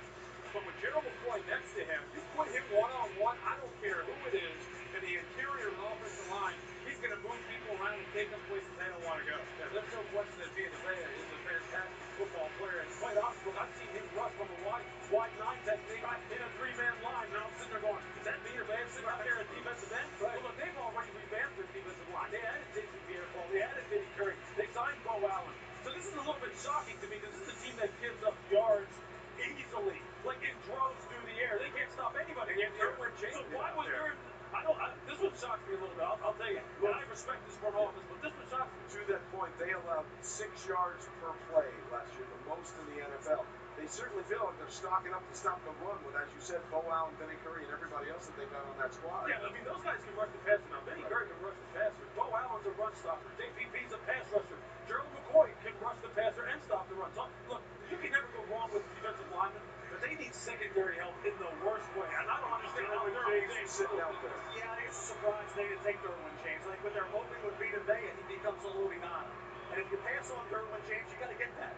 Lewis, you got to get a guy who's not just a guy who's a guy can plug in there next to McCoy. Maybe McCoy for the future, they bring in Vea because of that. They don't know what's going on there. But our bottom line is, he better be not alike to work to justify taking him here and have a stud safety like Derwin James. Oh, that was so funny. Washington.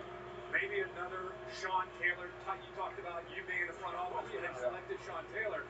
Derwin James sitting there, who knows? Maybe they're thinking So, Bill, with that in mind, is he the best still available? Take us through the board brought to you by Courtyard. Take No us doubt. the best available Derwin player. James is the best available player, and I think you look at what he brings to the table. He's a true safety with awesome, freakish talent. He came back from that knee injury, and he did a real good job this past year. And the knee injury 2 seasons ago.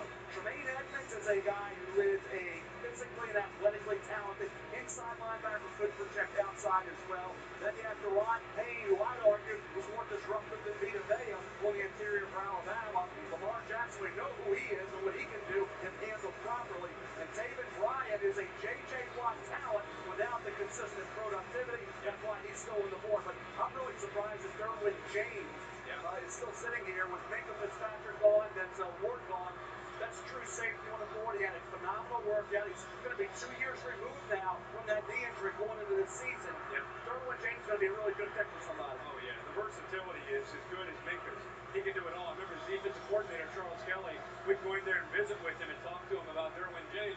And he would tell us literally he can play any position on the field, not just safety or nickel, corner. He can play linebacker. He did do that. He lined up on the defensive line and rushed the passer. He's a great blitzer off that slot, covering the slot. He's long, rangy. There's a lot to like about him. I'll tell you, a guy like Vita Vea, I could have seen going to the Washington Redskins. They need interior speed. They need to stop the run. They were 32nd in rush defense last year. You know, they'll get Jonathan Allen back this year, and quite honestly, the run defense just fell off a cliff when Jonathan Allen got hurt last year. Hold on. This is a little bit interesting. Did you just say you could see him going to Washington? I mean, I could have seen him going. We have a Vita trade. Vea. Oh, Vita Vea. Oh, yeah. Because we have a trade, ladies and gentlemen, and the Washington Redskins are now on the clock. And this has been an unusual situation as the Raiders have moved back twice now. It's gone a little crazy. Oh, they had this spot. I'm sorry, I put them in the wrong spot. Okay, that one's on me. We redo it. So the Washington Redskins have had a very busy offseason, of course, first and foremost, with the trade away, and they traded away for Alex Smith and sent away Kirk Cousins, who signed that big deal in free agency. They let him go to Minnesota. So Alex Smith is there, a little older than Kirk Cousins was in Washington, but they're expecting, obviously, him to do great things and basically kind of do the things that they had done for Kirk Cousins the last couple of years. Yeah, I'll tell you what, one of the things that Alex Smith does, people just forget, is the fact that this guy can create too. He's a tremendous athlete who has developed into one of the best deep ball throwers in the NFL. Everybody used to, I used to criticize Alex Smith as Mr. Dink and Dunk. Andy Reid actually made me shut my mouth this year because it was, when he threw the ball, it was accurate. I think Washington, quite honestly, upgraded their quarterback this year. We'll see, and I never thought I would say that about Alex Smith, and I respect the heck out of him. I think they made a great move by getting him. First 4,000 passing yard season of his career, an exceptional touchdown interception rate. I think it was 27-6, and 68% complete. So he played very well, and they couldn't get rid of him fast enough for Patrick Mahomes, the guy you love. Oh, by the way. So it is the Washington Redskins with the pick. Commissioner Goodell is walking to the podium, and we'll find out what the next step is in the revamping of the Washington Redskins, seeing the Philadelphia Eagles, of course, in their division win the Super Bowl. With the 13th pick in the 2018 NFL Draft, the Washington Redskins select Deron Payne, defensive tackle, Alabama. Well, there you see Deron on the phone. So for the second straight year in the first round, they take a defensive lineman out of Alabama. How versatile is this guy? Just watch about 6 minutes of the semifinal game against Clemson where he had an interception and a touchdown catch as a defensive lineman. Sorry to throw stats out the window. He was a disruptive force for Alabama, very athletic. He was a guy that became a key entity that allowed this Alabama defense to continue to play at a high level despite so many losses that they have every year that they sustain. He is a guy who gets into that backfield, frees up your linebackers, they penetrate and makes plays. Kirby, to me, they were soft in the belly. I had Payne rated ahead of Vea. The Redskins at 13 get a guy who's a hole filler. Jonathan Allen was great till he got hurt. They don't Payne to be the immediate starter. You know, he had to wait his time in Tuscaloosa. He had Jonathan Allen and Ryan Anderson, other guys that have been there over the years, Deshaun Robinson, Jaron Reed, and he took advantage of that this past year. Known as a run stuffer, but got lighter, got stronger, and got much quicker. He doesn't have a lot of production as far as sacks, but he got a lot of quarterback coverage because he forced those quarterbacks to get rid of the ball. Just watch the game against Clemson. By the way, they offered him as a 15-year-old. They said we don't do that. then they saw and said, we do that. We have another trade, by the way. I just got ahead of myself. Stay with us. We're coming right back.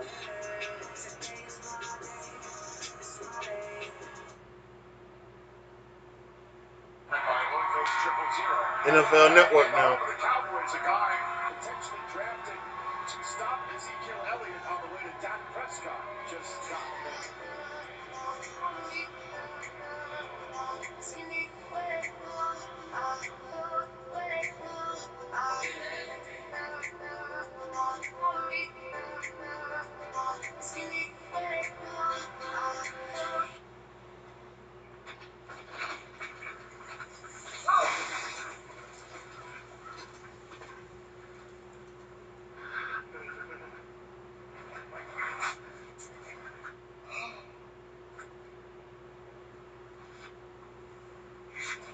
When you carry out, some things are out of your control. But with Domino's new carry-out insurance, we'll replace your pizza if it gets ruined after you leave the store. Carry out large 3-topping pizzas for $7.99 every day. It's an LA to Vegas season finale engagement, Tuesday on Fox. He's famous, and then there's Ronaldo. He's got the cars, the houses, the hair, the abs, the goals. You could say this guy's got everything. What do you say? There's one thing missing.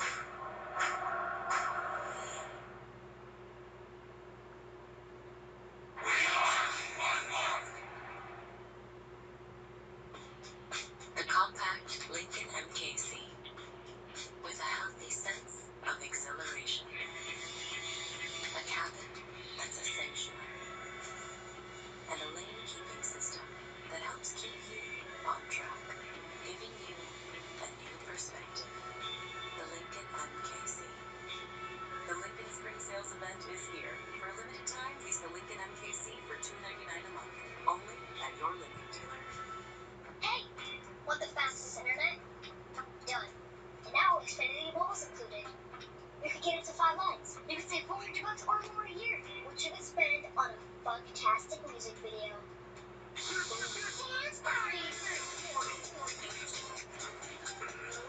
Simple, easy, awesome. Get started with Xfinity Internet for $19.99 a month for 12 months, and you can get up to 5 mobile lines included. Ask how you can get $200 back when you add Xfinity Mobile. Click, call, or visit us today.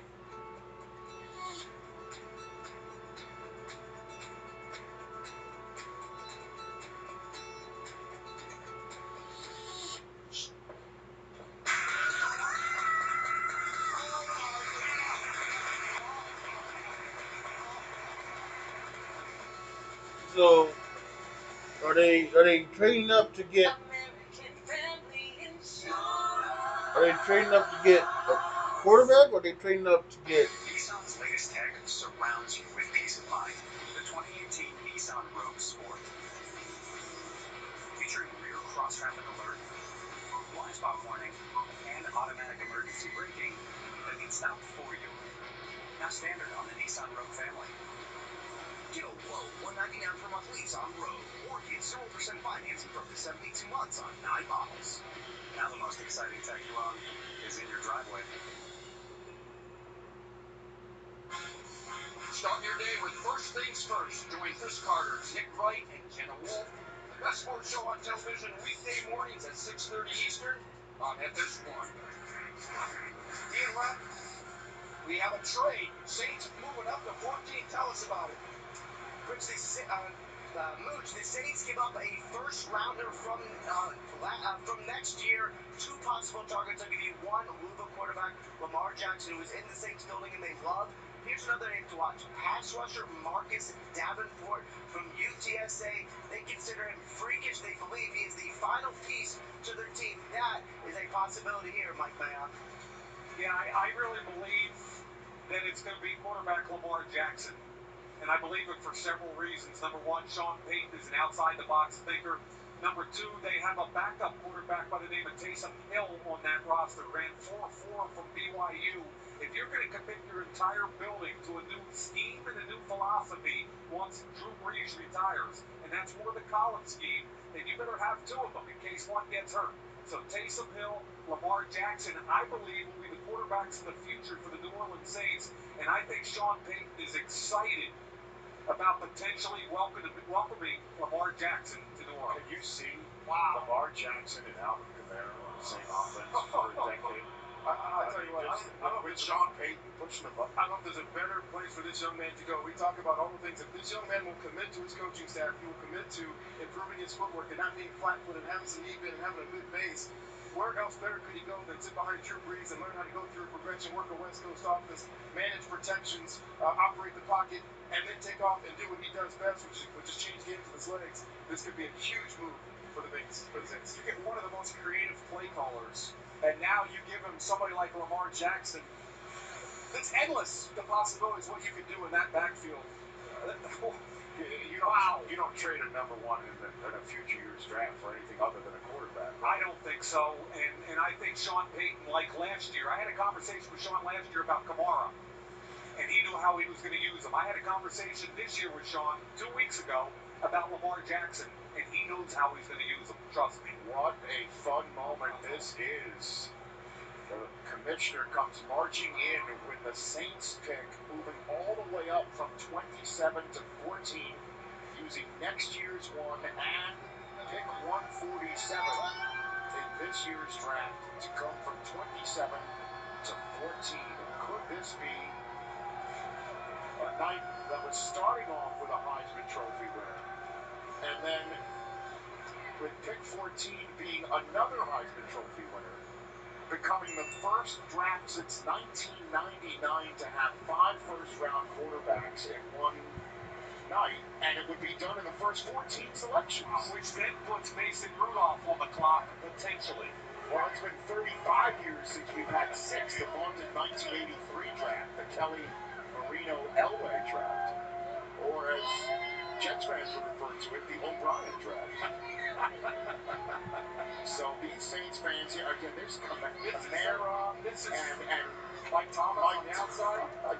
This Wow. is so exciting because I think he watched what Bill O'Brien did in Houston last year with Deshaun Watson, and this is the next level.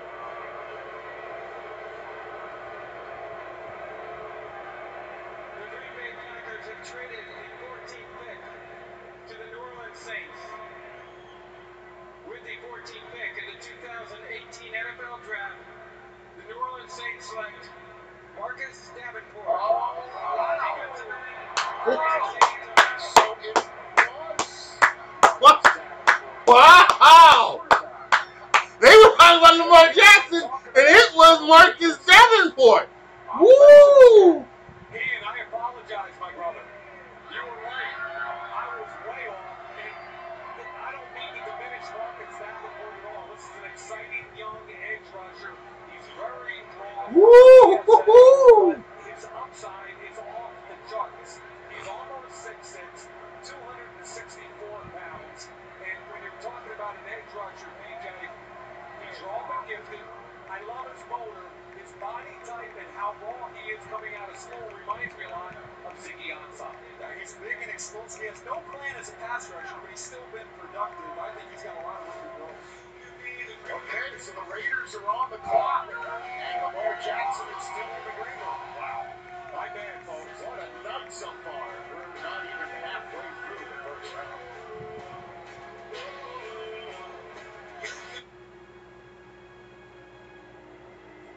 Don't act like the map and the stories of Jesus Christ. About being a grandfather, I get to do all the things I wish they'd done with my children. And the things I regret, I get to do different. You're right. Everyone in the city. Everyone's forgotten who runs a show. This ain't checkers, son. This is chess. You're about to play with masters. All I do every day is fight for this family. If you weren't winning, I wouldn't be here. I don't regret one sin I've committed. It's the one I'm about to commit that worries me. Mess with my family. I will chop your family tree down. Yellowstone this summer. Experience a blend of refined craftsmanship and raw power. New innovations and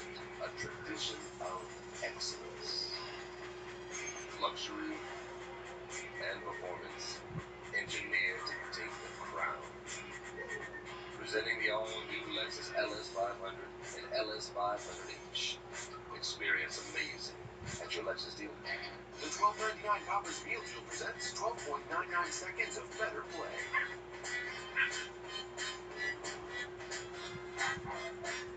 The $12.99 Papa's Meal Deal. Better ingredients, better pizza. Papa John's.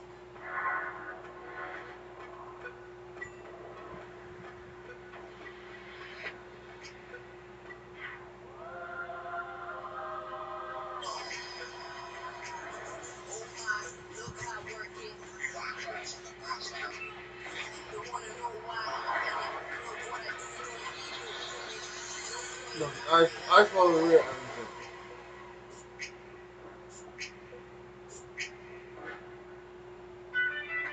Bud Light Lime and Bud Light Orange are brewed with real lime and orange peels.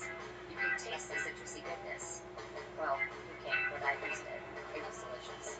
New for summer, Bud Light.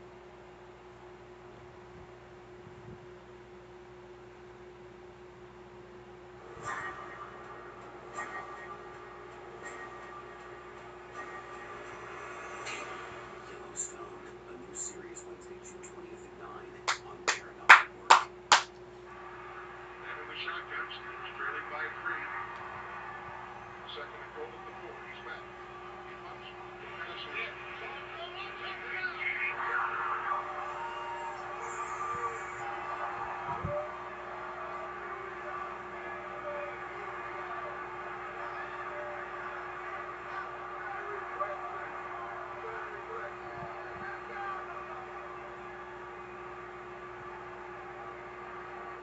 Sports is our thing. And the app gets it. It likes all sports all the time. Just like us. We're good. And now, with ESPN Plus, we get all sports. Even the ones that, like, don't have video games. We stream live games, binge our shows, and we replay the replays. Our hangouts are like... Go off freeze. And a coach that's known for just rolling the dice. Maybe this is his version of the onside kick in the Super Bowl right there. Just surprised everybody, and he just goes for it. That's what just happened. Now it's time for the second first pick of John Gruden's tenure in Oakland. When he first made his first pick as the Oakland Raider head coach, that pick was Charles Woodson. Wow. Let's see what they come up with here after trading down from 10 to allow the Cardinals. Josh Rosen, the silver and black pick of John Gruden's second administration there. With the 15th pick in the 2018 NFL Draft, the Oakland Raiders select Colton Miller, offensive tackle, UCLA. So some protection. Baltimore's tree in the We just heard Baltimore trade the pick. They'll just move up the coast in Pac-12 country and play for the Oakland Raiders. Yeah, I thought they wanted Michael McGlinchey at 10. When San Francisco took McGlinchey at 9, Oakland trades down from 10 to 15. They get the number 2 offensive tackle in this draft. It's all about keeping Derek Carr upright and getting Derek Carr back to where we know he can be. Got him for Colt Miller, he's a key entity for Josh Rosen. Like I say, his feet, his balance and pass protection. He deals with those shorter defensive ends very effectively. I think if you look at the best UCLA tackle since Jonathan Ogden, athletically and physically, is Colt Miller. I think if you can look where he'll be maybe 2-3 years down the road, he could be one of the best left tackles in the game. He has that type of potential. He's not there yet, but certainly for what they need for Derek Carr, he fills a neat area. Oh, and the Buffalo Bills made the trade. And they love cutting off the... They love cutting off people on the NFL Network. We don't know what he will be at the next level, but we know that he has good ideas. He comes from Roseville, California, and says his favorite NFL player of all time, a fellow Roseville, California high school alum. He goes by the name of Teddy Bruschi, ladies and gentlemen. And if Brew Crew is your guy, Colton Miller, you are our guy. So well done as Colton Miller now goes to the Oakland Raiders and try and be the blindside protection for Derek Carr with the Raiders. So we've got another trade here. Let's get you the particulars of the trade here as we are approaching the halfway point of the first round. Kirk, don't get used to this. No, he called that 2 or 3 picks ago. That's what he does. Yeah. Listen, that's why his hair is so big. It's a big brain. Well, Baltimore's his squad. I mean, well, listen, on Saturday they'll be talking about which Calvert Hall high school player is better. Exactly. We got one invite. I see, there you go. 16th overall pick, the Bills. They get that one and a 2018 5th-round pick. The Ravens move back to the 22nd overall pick and pick up a 3rd-round pick in this year's draft, which would be the 65th pick overall. Okay, so Buffalo moved up to get a quarterback. Where do we think they're moving up to get now? We think defensive players like Derwin James and Tremaine Edmonds, whose name we haven't really talked about a lot, but Tremaine Edmonds is a gifted athlete. He's a linebacker. He play inside or outside. Great bloodlines as well, with his brother, with his father, and that same tight end coming out of Maryland. I think Tremaine Edmonds is a guy to watch at this point of round 1.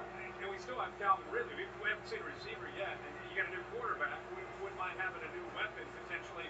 Brian Dable coached him in college in Alabama, so there's familiarity there. But there's some great players still out on the board there. You mentioned James and Edmonds, Rashaan Evans. Derwin James is still sitting. Jair Alexander, I think you make the case that he's a top corner out there. I know Denzel Ward's already gone, but there's some great names out there for Buffalo to pick. And this is what we talked about pre-draft, about the fact that once the quarterback drama was gone, there's going to be some great players sitting there with literally GMs sitting there going, how do we have it right? Let's just read the board and take best player available. This is really where best player available comes into play. Is that where it weighs in a little bit more than need? I mean, you get to the middle. Sure. I mean, right now, of course, you're trying to take best player available, maybe the position that you need. Yeah. But we'll see. Yeah. All right, we got to find out what the pick is in for Buffalo. They got a quarterback last year, Tre'Davious White out of LSU, that played very well for them. Will they go down that road again? Buffalo, you made the playoffs. You believe you've got your franchise quarterback. Here we go. The Baltimore Ravens have traded the 16th pick to the Buffalo Bills. With the 16th pick in the 2018 NFL Draft, the Buffalo Bills select Tremaine Edmonds, linebacker, Virginia Tech. Well, if you're the Buffalo Bills, you're thinking, we've had success going this route before. Remember, it was in 1985 that they took a pass rusher out of Virginia Tech. His name was Bruce Smith. That worked out okay. And Lewis, Kirk, Tremaine Edwards, we like what we've seen here out of this guy at Virginia Tech. Well, it has the rare combination of size and speed. He's 6'5", 253 pounds, runs a 4.5. I mean, you just don't see linebackers like that. I think he has some versatility. Play at 3-4, he can be an outside linebacker, he can play inside, he can play in space again. He can rush the quarterback, so I think there are a lot of things there to like. I think the one thing you want to see him continue to grow in is just being a little bit more forceful in the way he approaches the game and makes plays behind the line of scrimmage. Sometimes he's a grabber, he kind of pulls people down. I think people want to see him become more like a Roquan Smith who doesn't hesitate and accelerates through a ball carrier. More of an intimidating. Takes me back. This music takes me back, y'all. Rumbling, fumbling, stumbling in the NFL. Prime time. Prime time. Prime time. Height and length of inside linebackers really bothers quarterbacks, and that's what Edmonds brings to that position. And almost 6'4 1/4, 255 pounds, with his length, with his long arms, he will be a major factor on that defense. He'll do a lot of different things for you, too. The middle linebacker for this football team last year, Preston Brown, he led the NFL in tackles, and he's gone. They needed somebody in the middle. Look, Sean looked like Luke Kuechly. All right, so not to say that Tremaine Edmonds is Luke Kuechly, but he needs a guy who can run and hit. First and foremost, an athlete that he can develop, that can run and hit. There's no question Tremaine needs to develop his key and diagnose. Yeah. Where are your eyes so you can play faster? And then, look, I've been with Sean McDermott. I'm with him in Philadelphia. The first thing he's going to tell linebackers is, you better insert and play downhill and play physical. That's not his game. We're going to see if he can get that out of him. Absolutely. Yeah. Well, to Mel's point, he won't be 20 until next month. He's 19 years old. He's the first teenager drafted since Amobi Okoye went to the Houston Texans in 2007. So, by the way, he's got a brother that's probably going to be drafted sometime over the next couple days as well, the safety. So, the Edmonds brothers, and by the way, that will end an unbelievable run of Virginia Tech players at Virginia Tech that started with their father, Farrell Edmonds, who was the tight end drafted by the Miami Dolphins in the late 80s. Played against them. But it ain't about dad right now. It's about the future. That's what that sign says. The future is now. Let's go down, courtesy of DXL, Susie Culver with the teenager, Yes, but Trey, one of the great football families of our time, cheering you on from the green room. You've gone number 16 overall to the Bills. What does this mean to your family? It means everything to me. You know, I got a good support system. You know, a lot of family came out. A lot of friends came out. I can't thank them enough, man. It's a special moment for me, and I know it's a special moment for them, so I really appreciate everything. You know, your mom shares the story that before you ever took the field, you were just a little boy. You declared that you were going to be a great football player. What should Bills fans know? You know, that's a guy that's all in, a guy that's going to give it 100%, and a guy that still has stuff to prove. And, you know, I can promise you I'm going to play good football. And it's not over for the Edmonds family. Terrell shouldn't have long to wait, Trey. All right, Susie, thanks very much. We will be back in 15 seconds with the Chargers on the clock. But first, here's a look at one of the most promising talents in this year's draft class from Bud Light. Here's a guy we expect to go early, the Bud Knight. Take a look at him, folks. Clocking a blistering 40, horseback and otherwise. Excellent decision-making. A complete athlete and a heck of a leader on the field. The perfect first-round draft pick for any team. There's a look at the LA Chargers draft room in Costa Mesa, California, as we are looking at the back half of the first round of the draft already. Warp speed as we are going through it. And Louis, you look at what Anthony Lynn and company was able to do last year. Let's be honest, if they had a decent kicker, they would have been a playoff team. It was kicking problems that kept them out. Now, they had Phillip Rivers in that draft class with Big Ben and Eli Manning in 2004.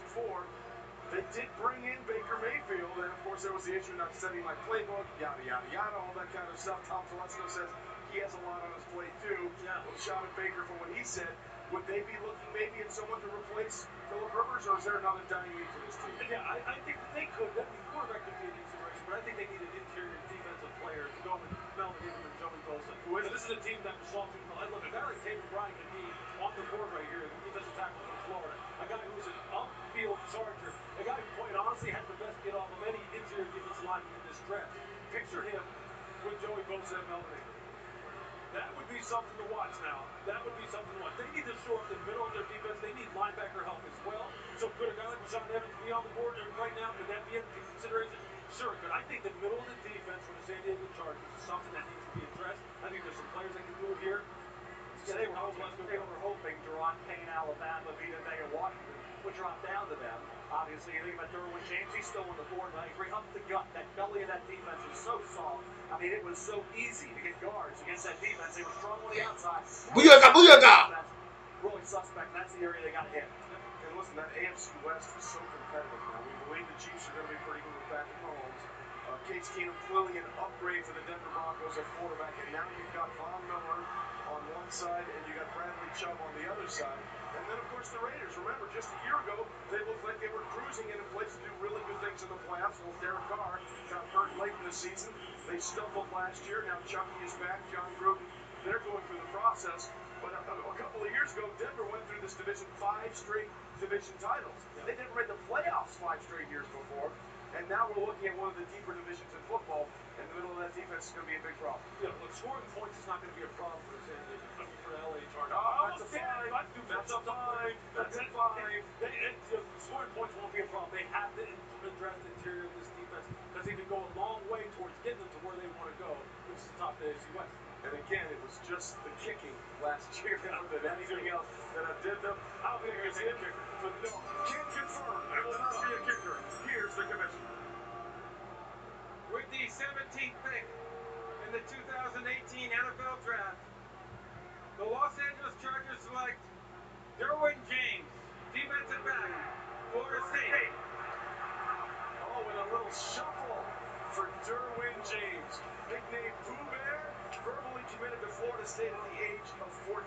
Jalen Ramsey was telling anybody who would listen that this was the best player in the entire draft.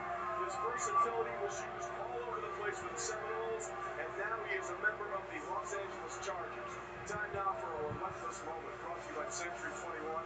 Louis, show us how relentless Derwin James is. You know how long I've been waiting to show this tape right here? Do you have any idea how long this guy can do anything? Well, that's what they need to fortify the middle of the defense. I just wasn't really expecting him to be safety. This guy has the movement patterns of a guy who I love and who I hold very dear to my heart. I'm not even going to mention his name right now. Say it. Derwin James, say it, Louis. All disciplines is as far as the safety is concerned. He can cover tight ends. He can back off here against a number 3 wide receiver in the slot. He can play what they call hand turn, flat foot man coverage, break on the ball, break it up. And here's the thing that he does the most. Watch his body language. Watch his body language. Watch him track down this running back out here on the perimeter. And watch this. That is what I'm talking about. We had a safety in Washington who used to do that. A guy who wore number 21 named Sean Taylor. Derwin James, I'm not saying he's Sean Taylor, but he has those movement patterns. He has that body language. I love this pick. He also says his intelligence level as former coach is off the charts. Derwin James is happy, so are we.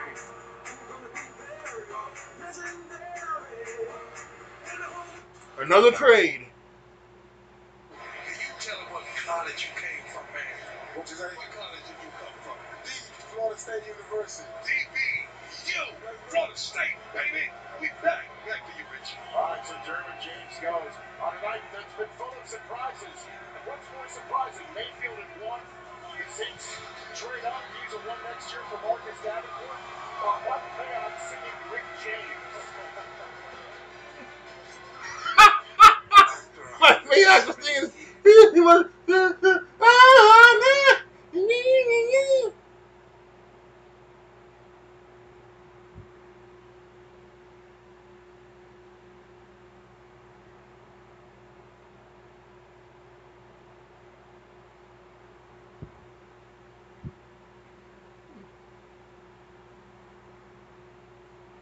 Dick Hammer is still trending on Twitter.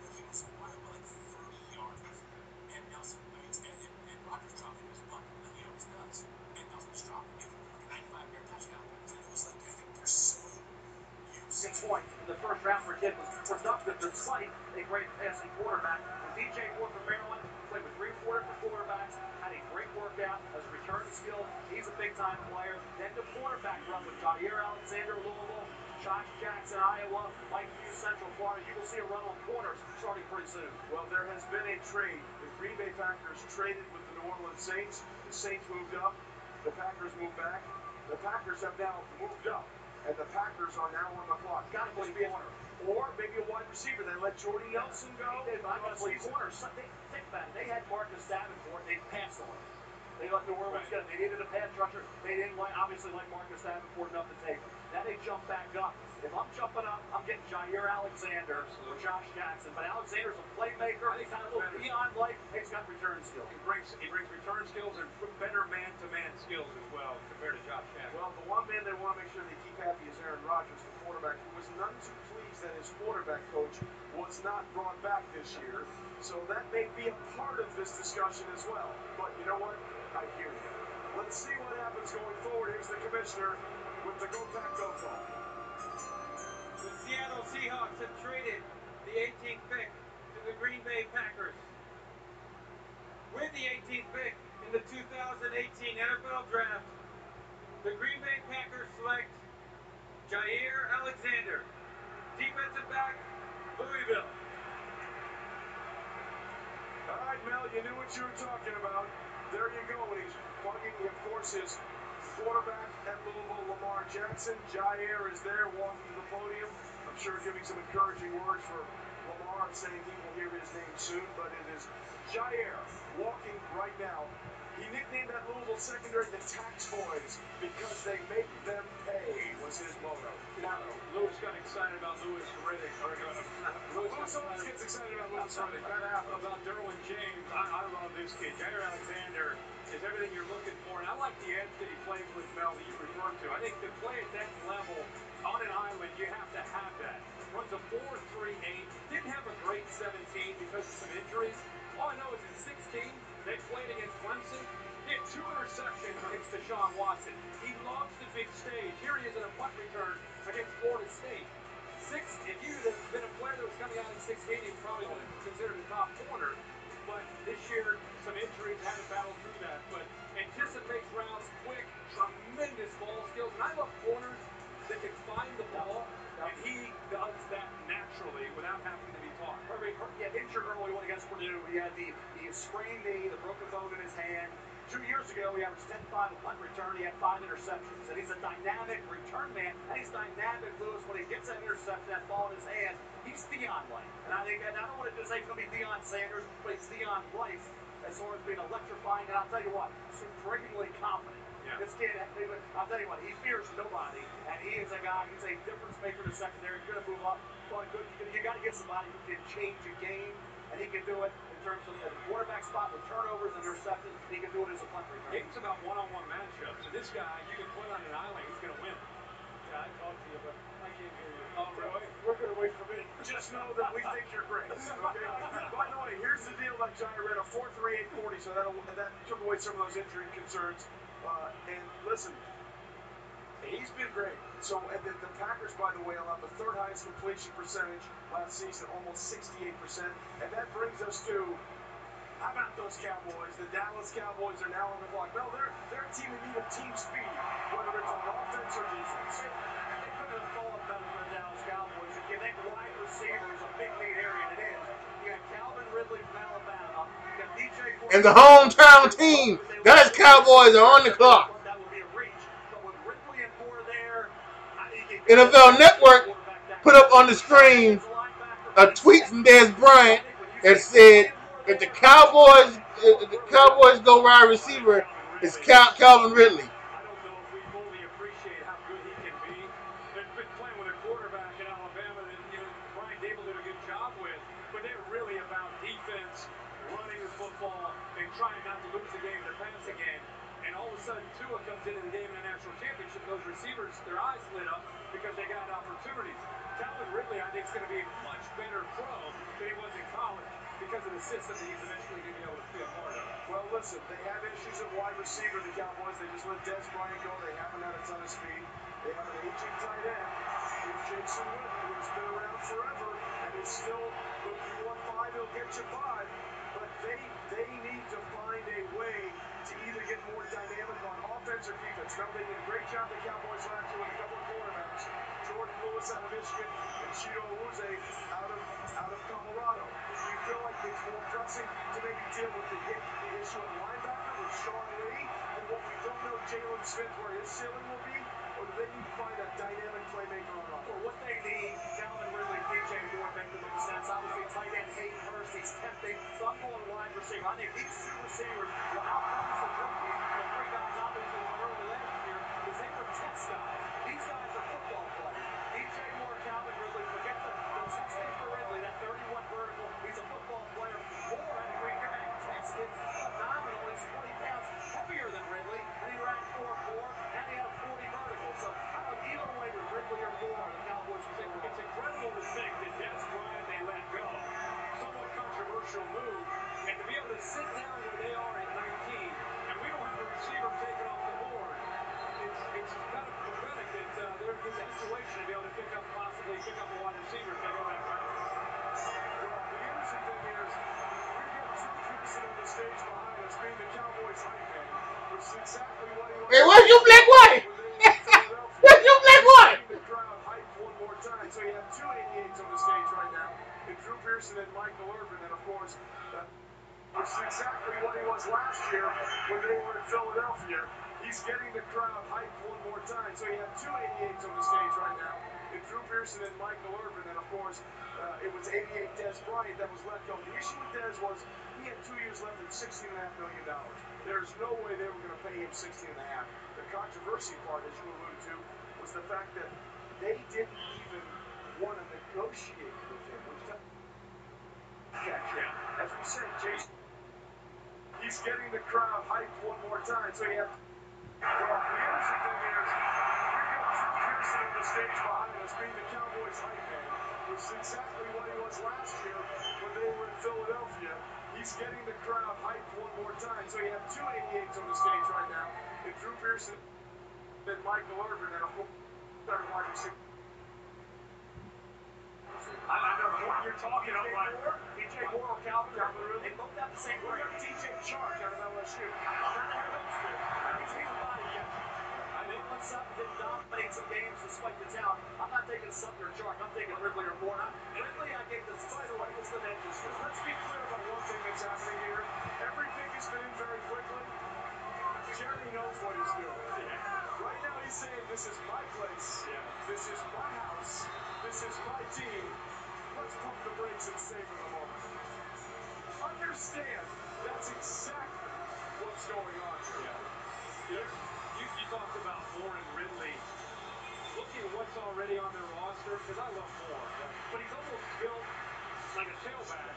Low center of gravity, quick, and he's more of almost an inside quick guy in space. I think Ridley gives you a little bit more length where you can put him out on the outside. I mean, if you're looking at this particular situation, Ridley, to me, makes a little. I would agree with you. I gave a slight edge to Calvin Ridley, and this is a kid who had played any other quarterback. Yeah. They could get him the ball, but his numbers would have been through the roof. And he still was productive. Yeah.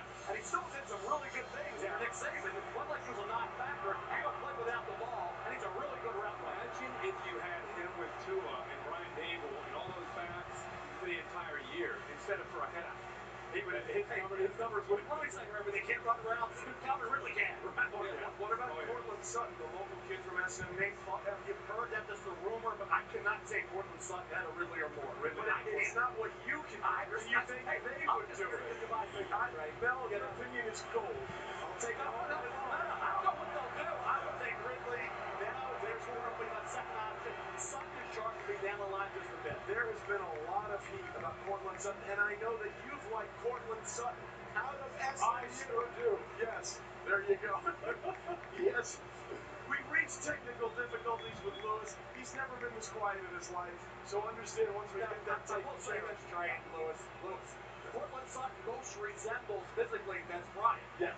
That's true. He does. All right, so we believe the pick is in. We believe the Cowboys have savored the moment for all it can possibly be worth. Let's find out. Roger Goodell now with the Cowboys pick in Jerry's house. Here we go.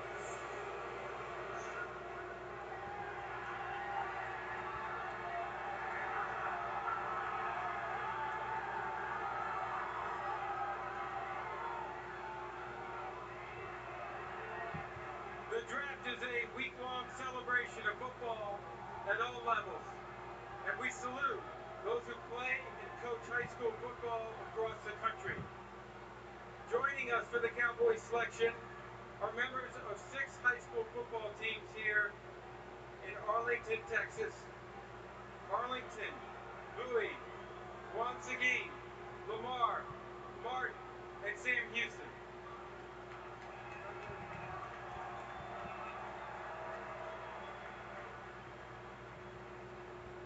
With the 19th pick in the 2018 NFL Draft, the Dallas Cowboys select Leighton Vander Esch, linebacker, Boise State.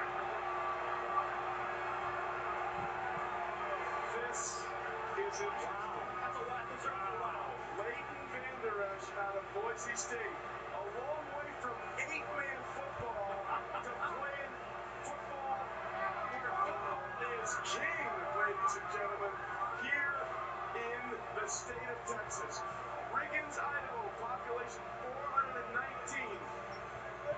Leighton Vander Esch, they would take a bus from Riggins every year, or every game from Riggins, Idaho, down to Boise State, and anybody that wanted to go could hop on the bus for free to go down to Boise and see Leighton Vander Esch play for Boise State. What an amazing thing. 8-man football. You better be fast in 8-man football because they're missing 3, and you got to cover a lot of ground. With that Leighton Vander Esch in the middle. I will go wherever the ball is, and I will stick you. Oh, by the way, this man is a 3-syllable athlete. Also, quite the basketball player. Steal, slam, second and big fella. Tell me more. There's the blue field in Boise. This guy is 6'4", 256 pounds, nearly a 40-inch vertical, and somehow he's a former walk-on at Boise State. Size, length, athletic ability. I actually called his bowl game against Oregon, and I just love his energy, his instinct. Does a really good job of reading quarterback size and coverage. Think about the linebackers that they have in Jalen Smith and Sean Lee. You put him in there, those 3 linebackers working together gives him great athletic ability, an ability to defend the run and also the pass. Listen, he's the first Boise State player to go in the first round since they had 2 in 2012. Shea McClellan and the muscle hamster Doug Martin. Leighton Vander Esch, DXL, Susie Culver, take it away. Well, Cowboys fans certainly sound happy. And Leighton, why don't you share with everybody what it was you told me yesterday about what you hoped would happen at 19? I've been wanting to play here since day one, Dallas. I love you guys. This place is awesome. We got Super Bowls to win, baby. Just 5 years ago, you were playing 8-man football. There were only 10 kids in your senior class in high school. How did you get here? It's been a long process, but it's paid off every single day with the tremendous amount of hard work and the people around me, the support system in Riggins back home where I grew up, Boise State, obviously, the fans, everybody. I'm just so pumped right now. Let's go. An inspiration to small-town kids everywhere. Detroit's on the clock. Let's go to Adam with some ratings. Well, thanks very much, Susie. We are still waiting for a wide receiver to be picked tonight. But in the interim, we have a wide receiver trade. The Pittsburgh Steelers moments ago traded wide receiver Martavis Bryant to the Oakland Raiders for a 3rd-round pick. Keep in mind that the Raiders had an additional 3rd-round pick that they got back from Arizona in the Josh Rosen trade. The Raiders traded a 3rd-round pick to Pittsburgh for Martavis Bryant. Now think about this. The Raiders' 3 wide receivers this year will include Amari Cooper, Jordy Nelson, and the newly acquired Martavis Bryant as we still wait for a wide receiver, either Calvin Ridley or DJ Moore, to be picked in the 1st round here tonight, Trey. All right, Adam, thanks very much. First of all, kudos to Leighton Vander Esch. We got Super Bowls to win, baby. The Cowboys' last Super Bowl win was Super Bowl 30. So it's been a while, but way to set the bar high, big man. Right in there. Way to walk in there and say, let's get it done. Leighton Vander Esch. Pretty impressive stuff. By the way, this draft has taken a significant turn.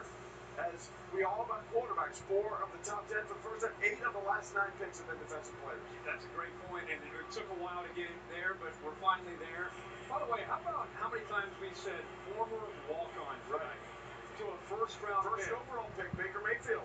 Former walk-on. We had one guy say I was a zero-star, Josh Allen. I mean, it's amazing. We get so caught up in our world of college football about what star they are. There's so many examples of guys that develop and mature at a different time. But, yeah, we're on a good run here, some defensive players. Van Der Esch had a heck of a year. Oh, yeah. A 1-year production and a workout warrior. And a guy you pass Rashaan Evans over 4 late Van Der Esch, you pass on 2 wide receivers. He does still need Sean Lee, durability issues when he's in the game. In the lineup, Dallas' defense is completely different than when he's out. Hitchens is now Anthony Hitchens in Kansas City. It was a need. I threw Evans' name out there. Rashaan Evans, linebacker, Alabama, over Van Der Esch.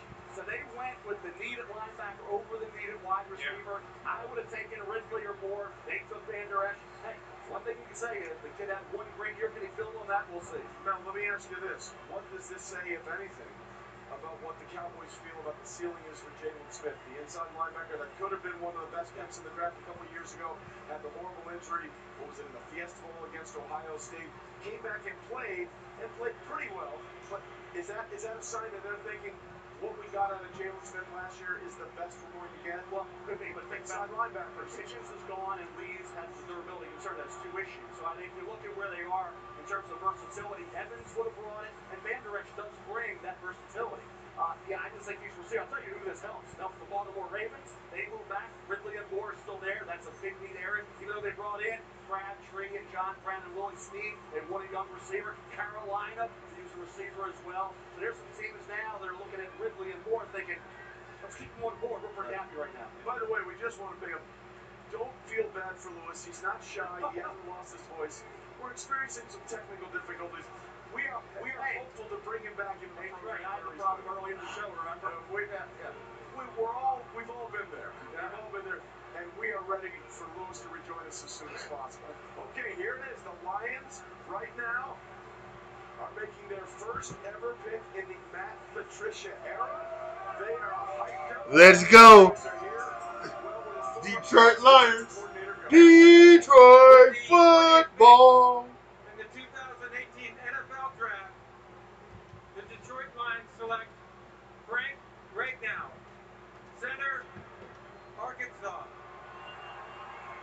Okay. Mel, this is interesting. Frank has been a late riser in this draft process. Cincinnati. Frank Ragnow. One pick from here is where everybody thought he could go to the Bengals, and here he goes. Once they get to the Lions, it's a home filler. It's going to help. He sounds like a center. He's a heck of a football player. Think about this past year, injured October 21st, the high ankle strain, had the minor procedure. Before that, he was dominant, Herbie, center. The Alabama game, look at that game, the job he did there. He had a heck of a season going until that injury he's coming back from. You think about the size, the physicality of Ragnow. He is a guy, I think, could be like Alex Mack, could be like Nick Mangold, could be a heck of an anchor up front for you.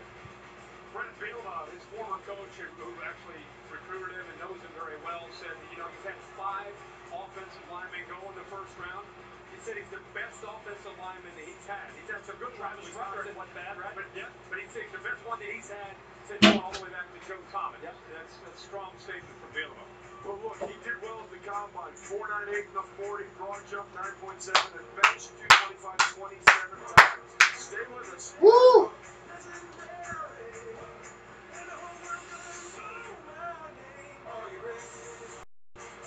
Hiring was always a huge challenge. Let's go. Endless hours on job This has been a good night. not a lot to show. Love it. I found ZipRecruiter. They figured out hiring. I post my job. Their technologies. ZipRecruiter often sends me the right person in 24 hours. The smartest way to hire. ZipRecruiter, the preferred job site of college sports fans. Try it for free at ZipRecruiter.com/buckets. He drops back. He's looking deep. The ball is in the air and caught. Touchdown! This team is sizzling hot. Get 2 medium Pizza Hut pizzas for just $5.99 each. Official pizza sponsor of the NFL. No, not Pizza's the Hut.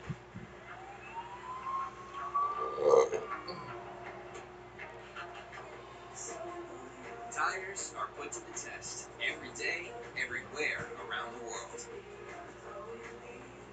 Michelin invented a tire that stays safe even worn with unique EverGrip technologies.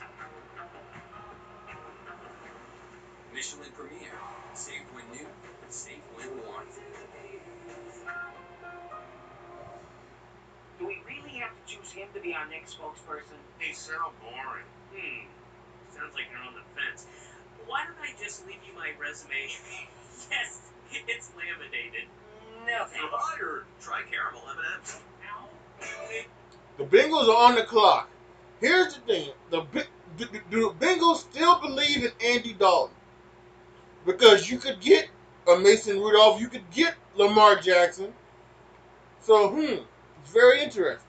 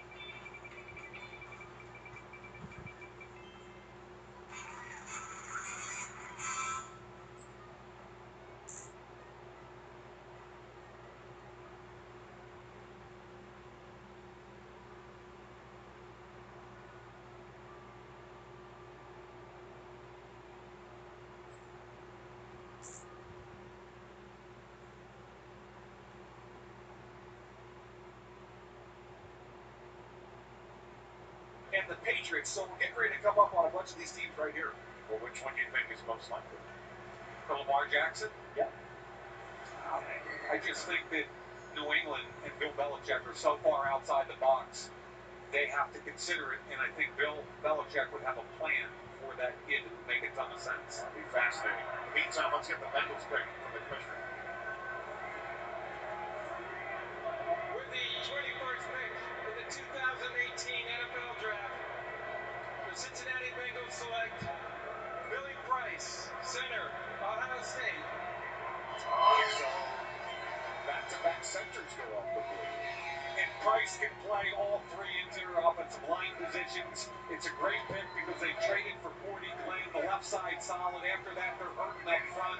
That gives them a starting center with the capability of playing either guard.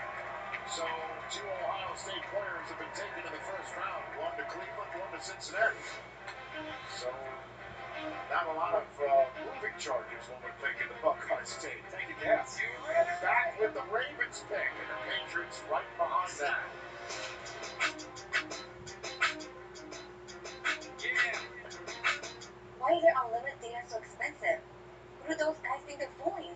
See it all the time. They expect all of us to share? So, you're ready to switch. For the family. Switch to Boost and get 3 lines with unlimited gigs for $100 per month. Plus, get up to 3 free phones with 20 gigs of mobile hotspot on each line. All on the super reliable and super fast nationwide network. Enjoy your data. Boost makes it easy to switch. Switching makes it easy to save.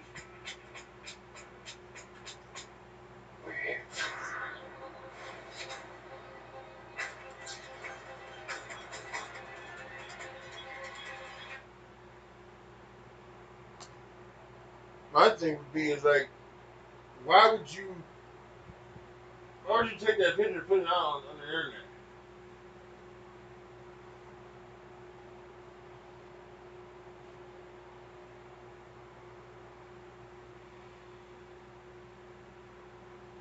Another trade, Tennessee's on the clock.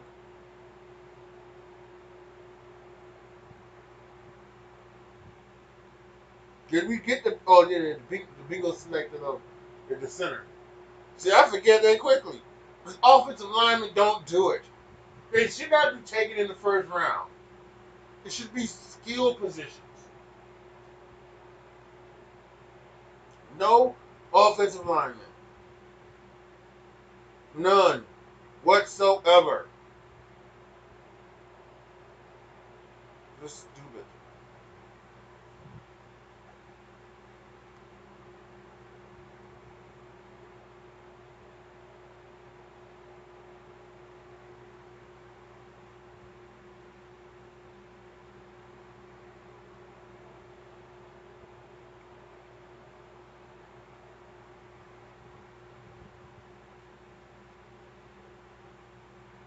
87, 81.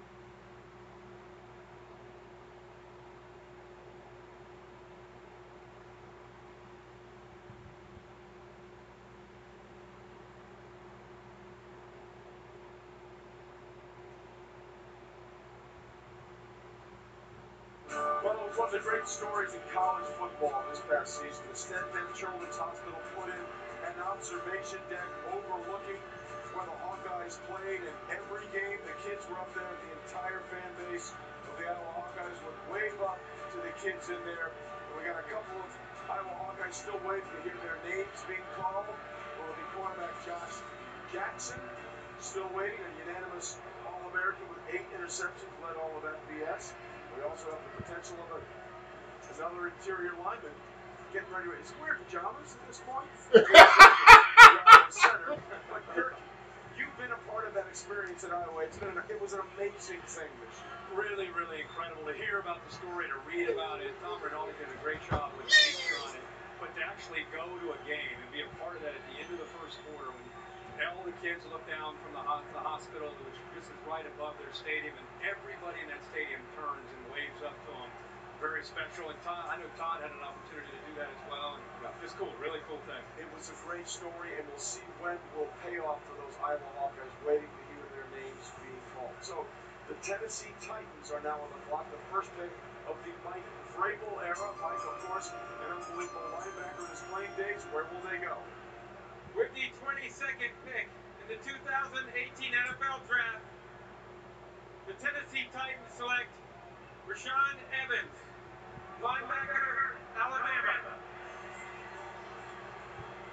Well, no surprise that an Alabama linebacker is taken in the first couple of rounds. This is the 8th Nick Saban linebacker taken in the first or second round, and Rashaan Evans goes there from Auburn, Alabama, to play at Alabama.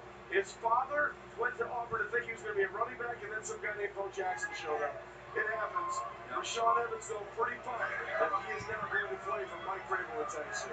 John Robinson and general manager Mike Vrabel had to be ecstatic to be able to put, I knew they had to move up, but still to be in a position to get a player of this magnitude to play linebacker for them. It's a big need for the Titans.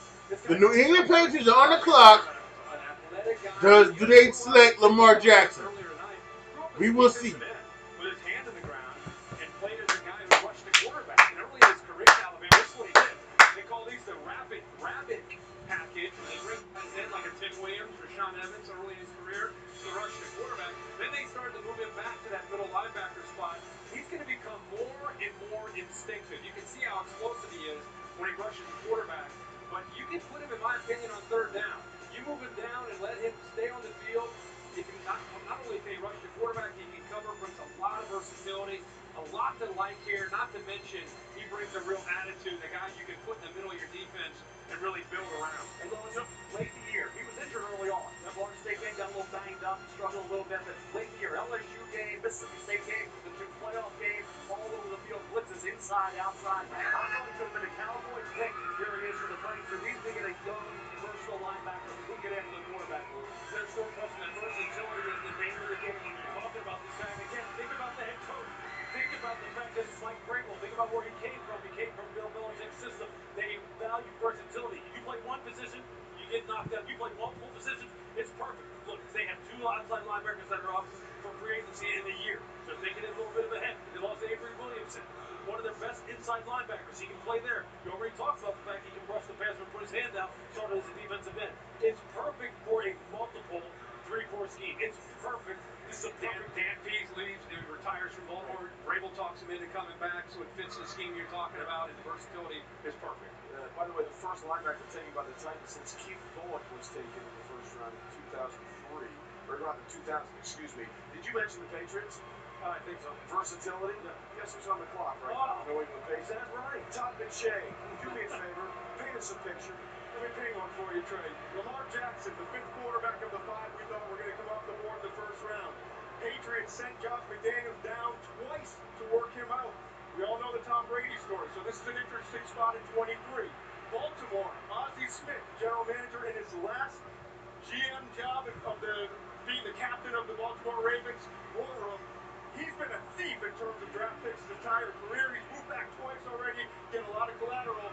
Could they be sitting there getting ready to take Lamar at 25? Beyond that, Pittsburgh Steelers have been rumored to have some interest. The Jacksonville Jaguars, the Patriots are here again, and I know the Philadelphia Eagles, who don't have a lot of picks beyond this first round, would love to move back in the second round and get some additional picks, Trey. Well, they certainly would, Todd, but they basically got their roster set with all the moves they made this offseason. That's for the Patriots. It's been a weird one. Brady is back. Gronk is coming back. These people are not. Malcolm Butler, Nate Solder, Cameron Fleming, Danny Amendola, Brandon Cooks, Deion Lewis, and Martellus Bennett. Those are the departures. Jason McCourty comes over. Adrian Claiborne comes over from Atlanta. They pick up Jeremy Hill from the Bengals. Cordell Patterson, former #1 pick by the Minnesota Vikings a few years ago, is an interesting one. And then they get Danny Shelton, the defensive tackle. But it has been an unusual offseason now for the New England Patriots. And they have 2 picks now that they can play with here. And there are a lot of ways they can go. There's a lot of ways. I think the offensive line, obviously, that tackle spot. Think about linebacker, think about the secondary. They have 2 1s and 2 2s, Herbie and Lou. They haven't utilized the draft to really enhance their personnel base. They got to get more homegrown talent, and they have a chance this year to do it. They don't have to give up anything. Lamar Jackson's sitting there for them. Do they go that route? But offensive line, linebacker, secondary, they have some key need areas that they need these draft choices to fill. I think to have continuity and maintain excellence, this is like a transition period for them. They've had these guys kind of around, and I know they've lost some players over the years, and they bring players in. This seems like a real opportunity with this draft. Almost, I don't want to say start over, but to be able to kind of jumpstart and bring some enthusiasm, some youth into this franchise. Yeah, and bring some team speed. And I think if you're talking with youth comes speed, and they need speed on the defensive side of the ball. They need speed at linebacker. They need speed at corner. They need some more corners as well. And you're right. It's not a rebuild. Right. It's nothing like that.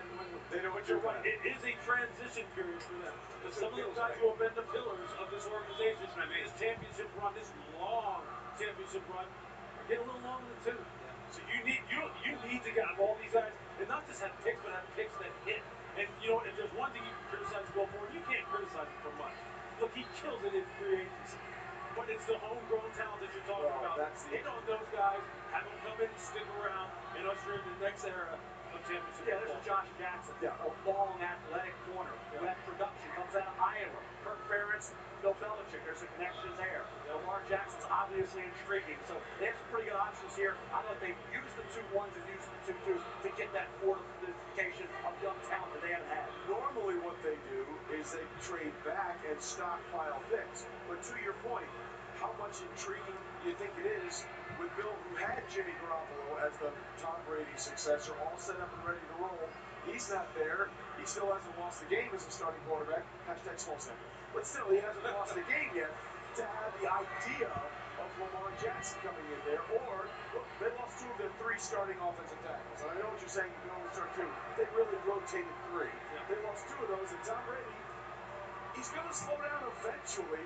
He's going to be 41 years old in August. Maybe they try and get some beef on that offensive line. Yeah, I mean, there are a number of different ways, and I'll tell you what, to speak to the quarterback situation, it's got to be tremendously frustrating to watch Jimmy Garoppolo right now when you know you picked him, you developed him. When he got a chance to play, you're sitting there going, we nailed that. and then trade him away. Yeah. And watch him get the biggest contract in the NFL at the time for quarterbacks and go, now we're starting over again? And Tom is getting older. It's older. It's the 23rd pick has been pretty good to the Patriots over the years. 1995, Ty Law. Bruce Armstrong, the offensive lineman in 1987. Do they strike magic again here with the 23rd overall pick? It's been an interesting offseason for Bill Belichick and company. I do like the Jeremy Hill move, bring him over from Cincinnati, basically offsetting the Dion Lewis situation. Not as fast, but a versatile running back. So where will Bill Belichick go with the 23rd? Here we go. Pick is in. One of two picks that the Patriots still have, also holding on to the 31st overall pick. Here's the commissioner. We're about to find out as we go behind Bill. With the 23rd pick in the 2018 NFL Draft, the New England Patriots select Isaiah Wynn, tackle, Georgia. They went with the beef, and they went with a versatile guy, Lewis, and a guy who was tough, played through the end of the season with a torn labrum in his shoulder. Look, and again, we use that word versatility with the Patriots. When you're a two-position, multiple-position player, you have greater value to them. This is a guy who can start at left tackle in the NFL. I know many people want to project him for an offensive guard. Personally, I think his offensive tackle film from this year is better than his offensive guard film from 2016. When we're down at the Senior Bowl, he was an absolute stud. He is the kind of guy who can come off the line of scrimmage and remove people off the line of scrimmage and really create some open lanes. And then his pass protection was, I thought, was spectacular. Again, the guy who is going to be highly valued by this football team. And when you get to work with Dante Scarnecchia, you're getting to work with a legend, a guy who's going to extract every little bit of talent that you have in you. He will get it from you. Perfect fit. And again, tore his labrum November 18th, put off surgery, said, yeah, it hurt, it kind of hard to block, but they're just always getting jammed back in there. But, you know, it's good. It's good to be Isaiah Wynn. Tom Brady is probably saying, I like this pick. Stay with us.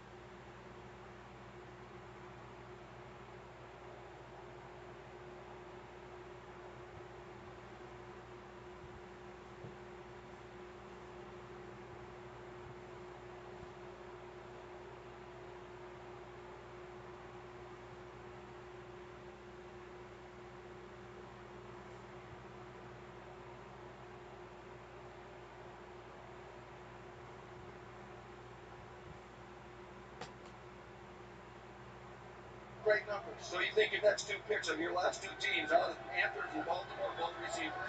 Yes. Hey, you look at this and you see what's happened with the Carolina Panthers, and they trade Kelvin Benjamin last year in the middle of the season. Devin Funchess becomes their go-to guy.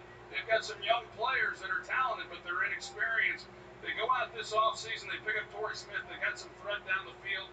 And then, of course, Julius Wright, who's a slot receiver. Norm Turner has taken over as the offensive coordinator. They're getting ready to implement a passing game unlike anything Cam Newton has seen so far in his career. I would be shocked if they don't take a wide receiver here. I like DJ Moore. Could be Calvin Ridley, but I think it's going to be a wide receiver. I do too, and I think Norm Turner needs another receiver in that passing game. Both weapons for Cam Newton, guys. Take it away inside, Rich. Yeah, I mean, Troy and Mooch are definitely our Norm whisperers. There's no doubt about that. They know him very well. The Mike Mayock Top 100 Best Available presented by Bud Light. James Daniels is atop that board right now with Harold Landry behind him, and then Lamar Jackson. Yeah, I agree with Steve. I think we're going to see one or two wide receivers right here. With the 24th pick in the 2018 NFL Draft, the Carolina Panthers select DJ Moore, wide receiver, Maryland. DJ Moore's way, who leaps up and makes the grab. The 2017 Big Ten. The Big Ten receiver of the year, Mel. Crab kicks in football. That's what Maryland does. And that's what DJ Moore did, the first wide receiver off the board. Good football player. I had a chance to watch him pretty much every game he played. 4 different quarterbacks, a big batter. DJ Moore, productive. 6 feet even, 210 pounds, runs 4.42, 39.5 vertical, 11 broad jump. Those are unbelievable numbers, freakish numbers. Thing is, he's a workout warrior though. He's a productive player. Good body, catching too much at times, but he has a catch radius. He can extend those hands. He has length. He can track the ball over his shoulder very effectively. Played in bad weather conditions and still was able to be very consistent catching the football. And after the catch, Kirby not only has speed, he's got tackle breaking ability. He's a strong, tough runner, and as an added bonus, he's got return skill. Yeah, almost like a running back when he gets the football in his hands. Think how many quarterbacks has he played with over the last 5 years? Think about it this year. That's what I'm saying. And for him to still be the Big Ten wide receiver of the year, strong, elite speed, great routes, instinctive. He can read coverage well on movement. So just a great pick, and I'm shocked that these receivers have slid all the way down. We've only had first receiver the whole first round. I think mixed field full of rookie receivers in the first and second round. We had that stat 57 in the first 2 rounds last 7 years, only 4 to 5 true number ones. So yeah, you're going for the veteran proven entities more so than the first rounders. I still think it's an overreaction. Ridley and DJ Moore are really good players, and at this point in the draft, Lewis, are you kidding me? Yeah, I mean, look, this was obviously a need pick. They took the best player available at the position that they needed badly. Think about this. Devin Funchess has 8 receptions last year. No other wide receiver had more than 17 catches. Yeah. How does that happen on an NFL roster? And with DJ Moore, you're talking about an outside lane player, too. You're not talking about a niche slot player. You're talking about a guy who played X, the split end, he played Z, the flanker, and just run after the catch he does. He turns into a running back quickly where when he's running the football, you're going, is that a back? Right. Or is that actually a wide receiver? 10 pounds. Exactly. And you know, they tried to help themselves in free agency. They got Torrey Smith, they got Jarius Wright. So they're actually trying Dick Hammer is still trending.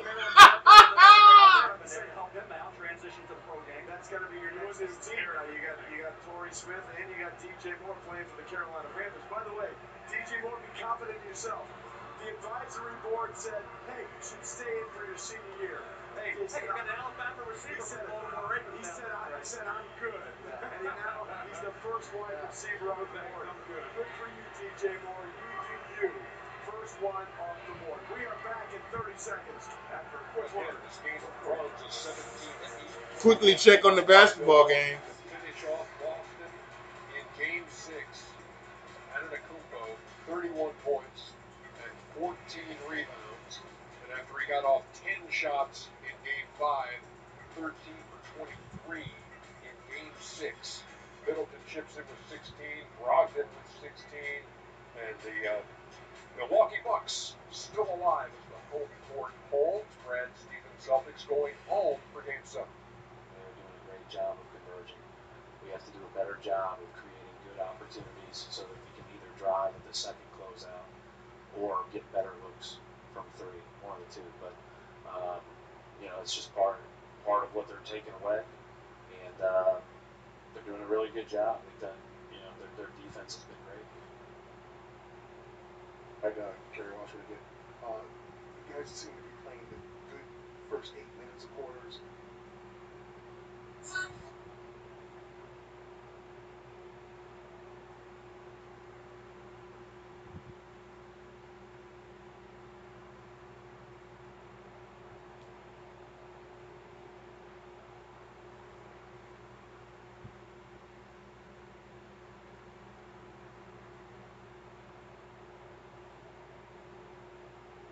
To the second Super Bowl championship in team history.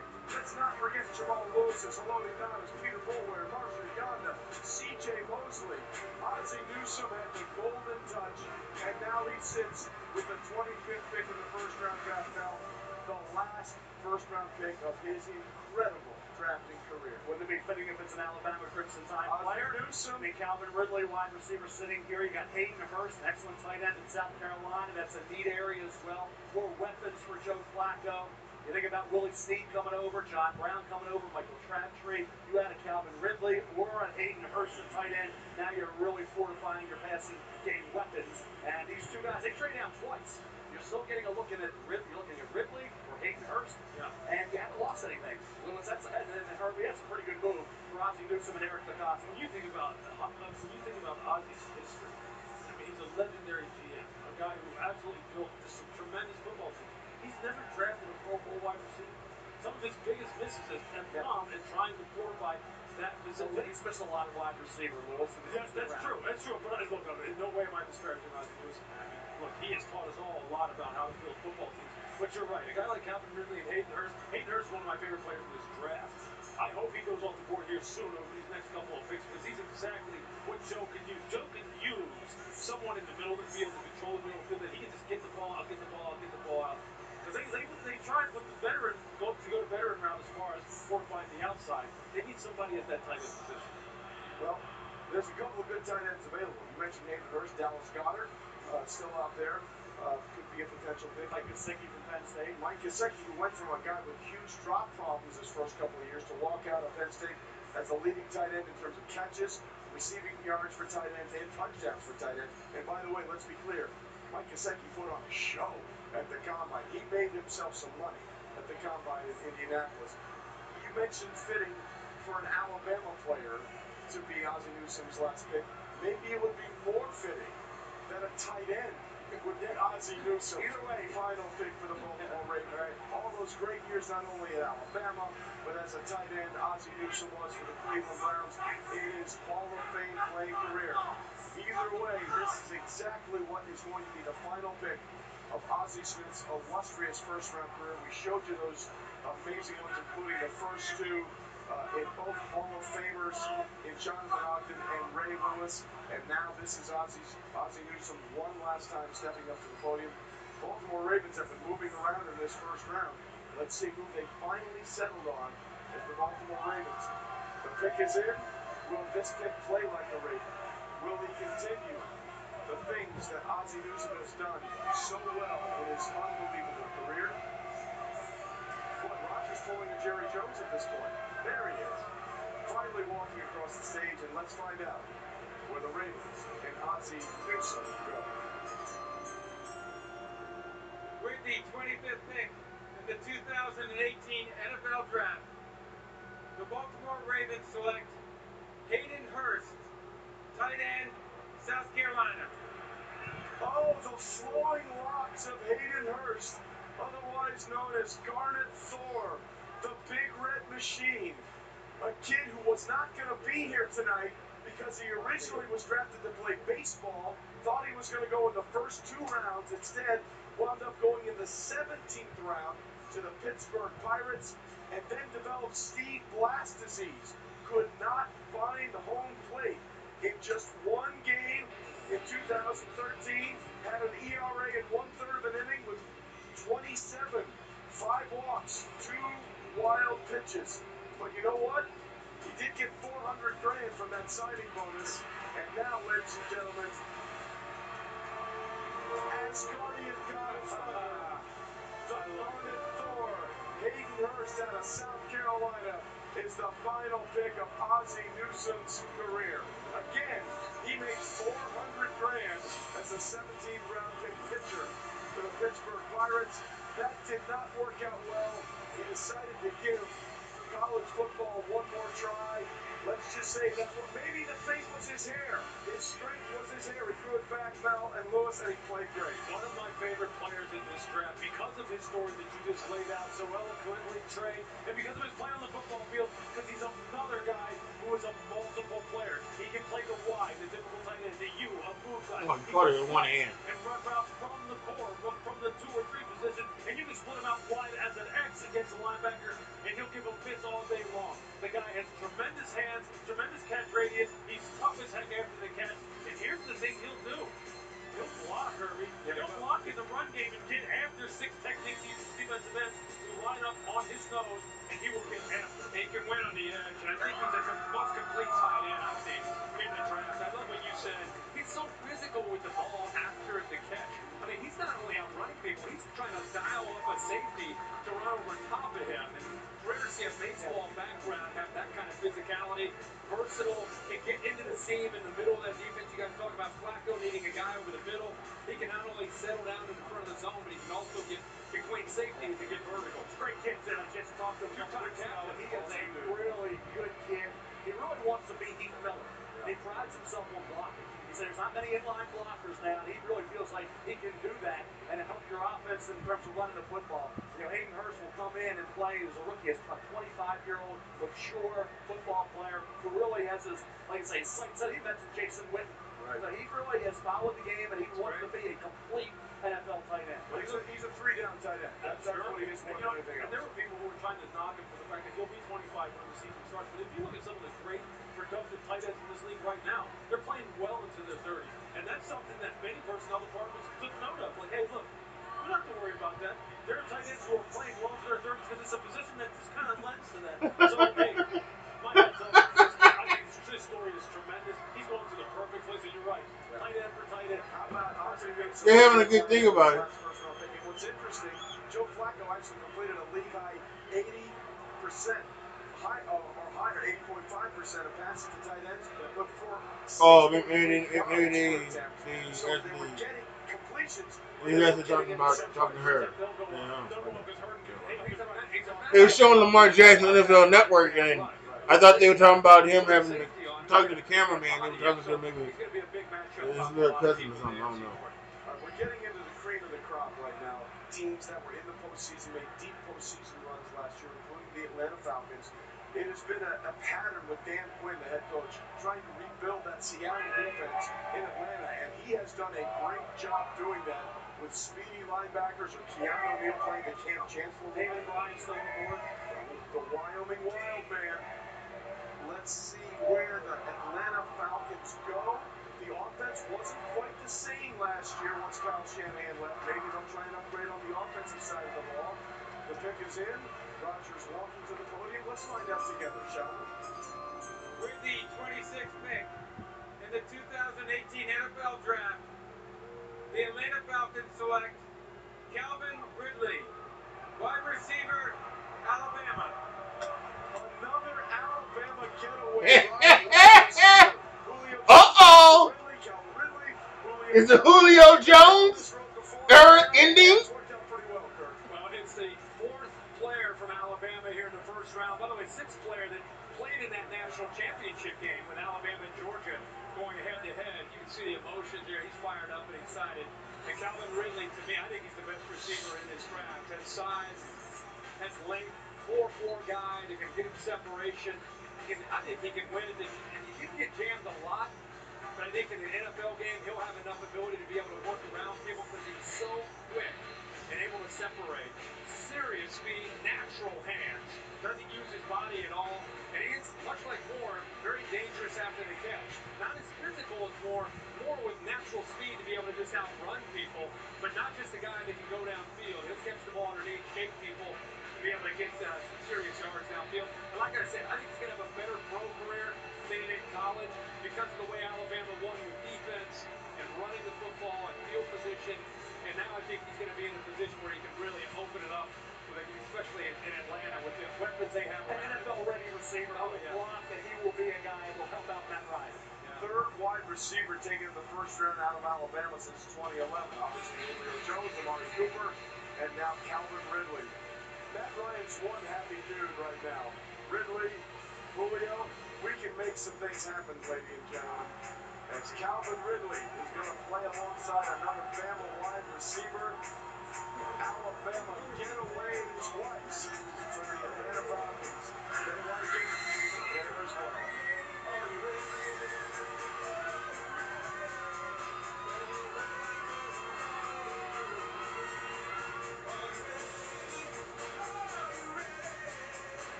Bigger doesn't mean stronger. Pack a punch. Come back for more. Put rubber to the road. Bring the heat. Like a champ. Like a charge. Mighty like a pro. Introducing the all-new Terrain, the compact SUV from GMC. Current non-GM owners get this low-mileage lease on this front-wheel drive Terrain SLE for around $247 per month. Or get $5,250 purchase allowance when you finance through GM Financial. Today, historical sites are disappearing, but AI can help us bring history back to life. To recreate historical sites, we had to stitch hundreds of pictures one by one. With Microsoft AI, we are able to stitch hundreds of thousands of pictures in one night. I need to make it possible because it's so important to do it. Let's see what the Cubs are doing. First of all, this event is like the best event of the year in Chicago. What made you think of doing it? Actually,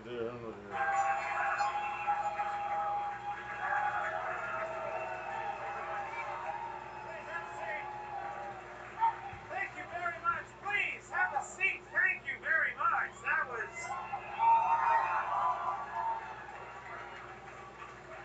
Thank you very much. This is not a criticism, but last night's crowd stood longer.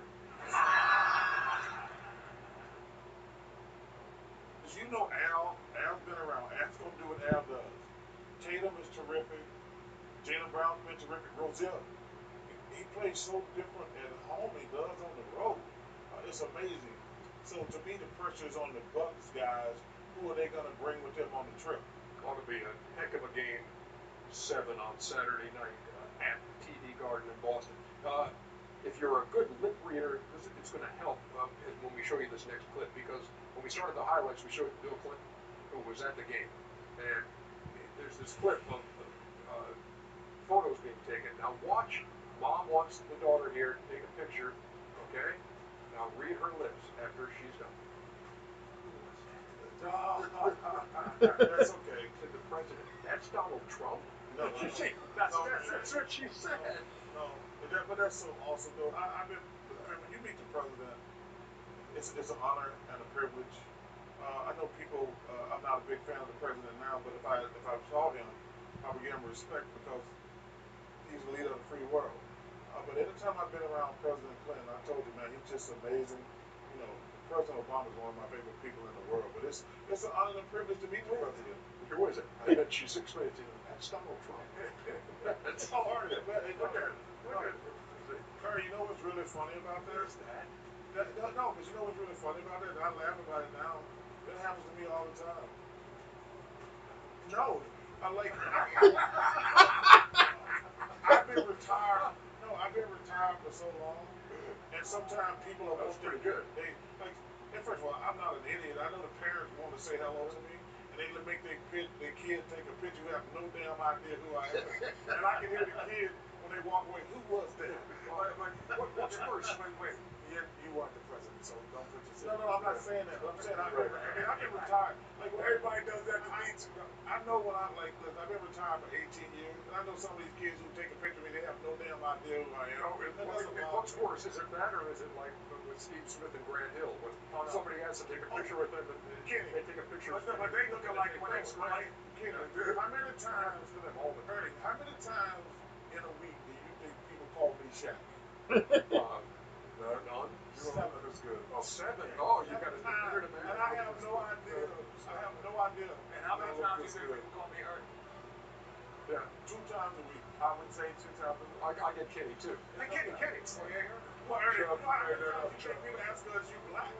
Oh, 7 times a week. 7's an odd number. When we come back, we'll look back at that bit of magic from LeBron James. About 10 minutes ago, that the man who donated the penis and scrotum is in our audience tonight. This is a true story. Yeah, there he is.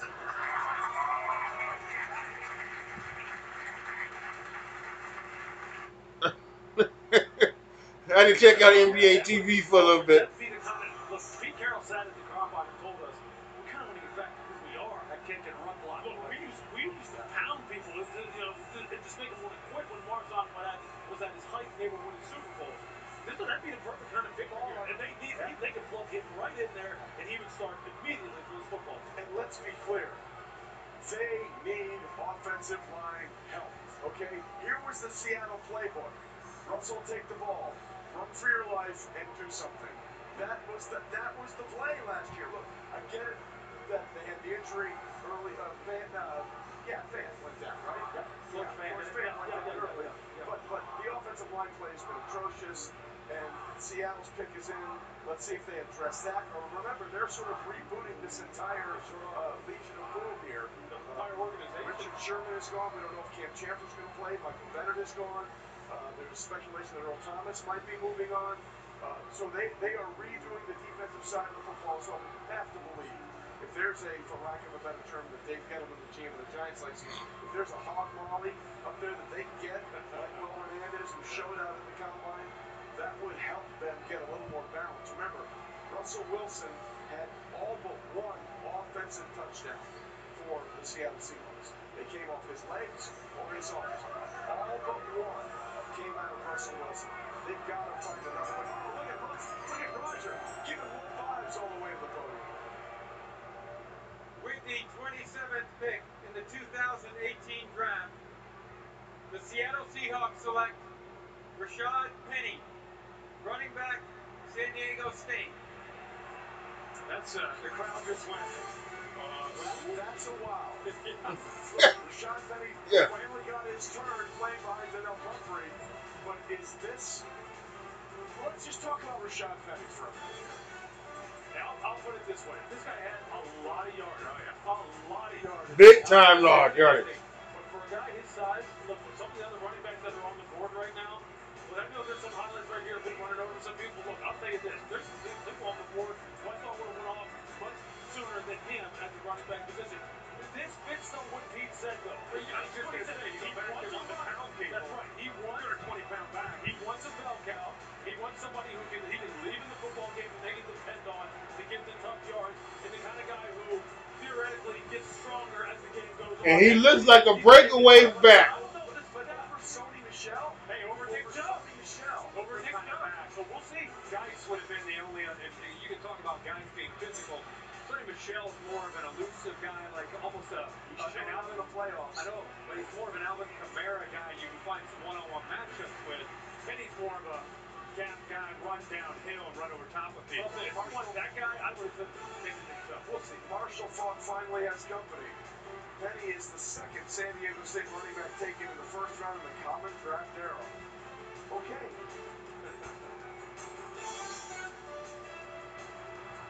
And that's why dogs don't drive. This has been good so far, y'all. This has been amazing.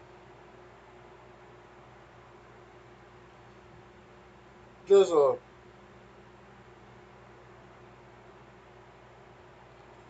a lot of great things. Woo! A lot of great things tonight. A lot of great surprises and everything. Been epic.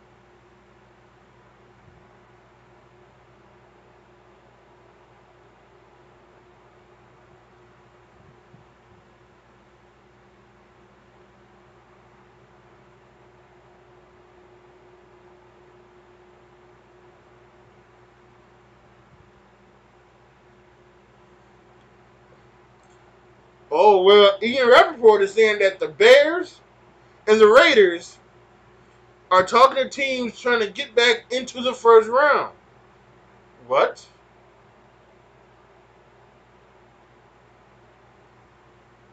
Oh, yes. Oh, yes. Look at it. It's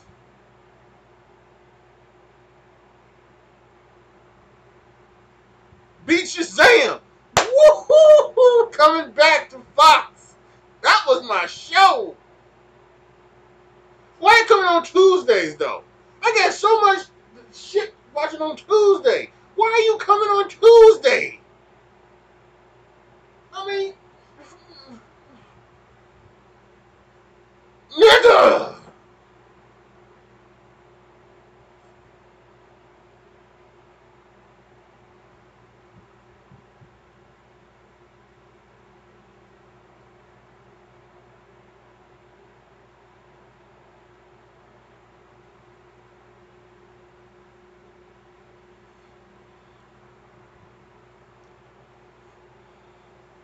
All done, and in the books, we'll send things over to NFL Total Access on NFL Network to review night one and get you set for night number 2 here in the Metroplex. It is that time of night, Ian Rappaport, for teams to trade back into the first round. Who here is trying to do exactly that? I'll give you two big ones, Rich. First of all, the Oakland Raiders, who have moved around a little bit earlier in this draft. They are a team that's trying to come up from 2 into 1, and then the Chicago Bears would have to make a big leap. They're another team, Rich, trying to come all the way out. All right, Ian Rappaport, the Pittsburgh Steelers are about to make their pick. And what we're about to see for the pick announcement, there's only one way to put it. It is inspirational, it is something else, and it is a sight for sore eyes. We have a very special moment to make the announcement of the Pittsburgh Steelers selection. We are honored to have with us an extraordinary man who continues to amaze us with his unyielding determination and his unwavering spirit. We are so proud of him, and he inspires us all. Please welcome, joined by his fiancée Michelle, Ryan Shazier.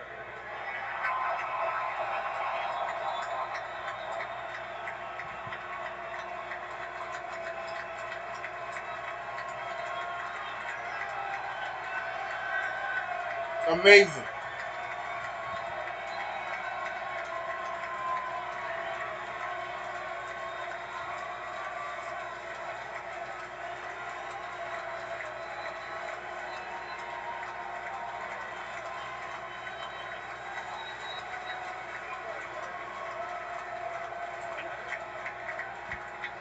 With the 28th pick in the 2018 NFL Draft, the Pittsburgh Steelers select Terrell Edmunds.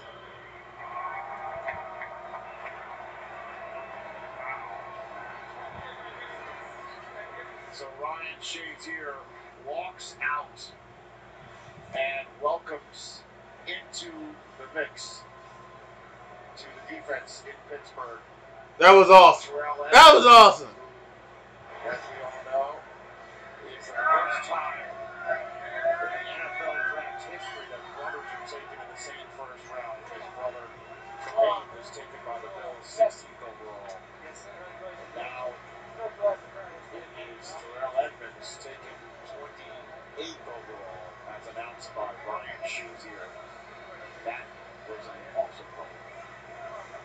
I got chill bumps watching Ryan Shazier walk out there with his fiance, considering where he's coming from. Wow. And then the second piece of it is the Edmunds brothers. DJ, you and I looked at each other. It's surprising. And let me tell you something about the Edmunds family. Their father played in the NFL. There's a former NFL coach by the name of Doug Graver who helps coach defensive backs in the Pensacola camp prior to the combine. So he worked with this young man. And when I talked to Coach Graver about him, he said, Mike, these two kids, these two brothers, are two of the nicest, most respectful kids I've ever met. Look at that. And there goes Ryan Shazier walking off the stage here in Dallas.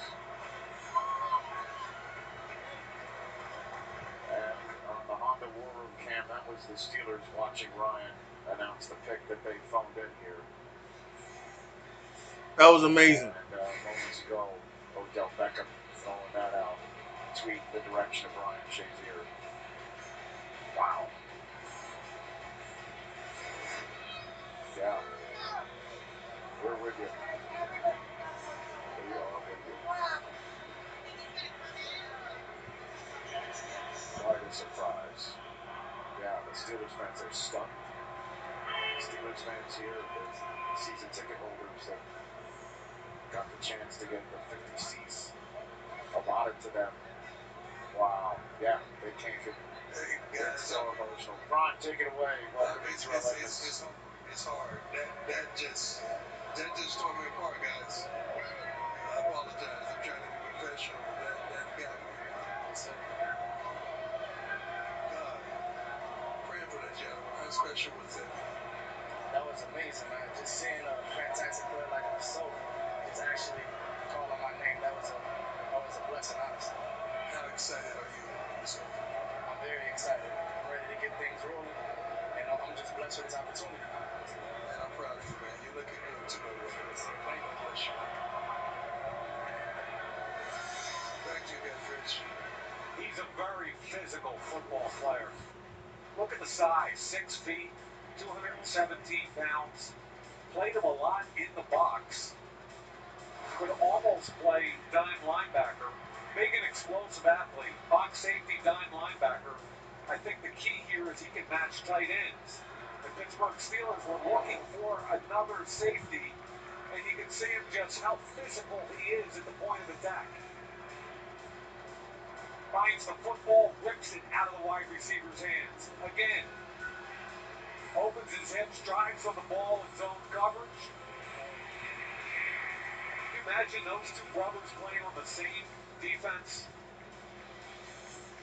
And as I told you, Coach Graber could not say enough nice things about the family, about how respectful and hardworking those two young men were. When you see that on the heels of Ryan Shazier, you kind of get a little choked up. There it is. Football is family indeed. Not just because we saw the very first round tonight. Brothers drafted in the first round of the same draft. But we also saw Ryan Shazier come out with his fiancée, surrounded by his family backstage, walk out with the game. How about the determination on his face? Sure. When he was walking to get out there.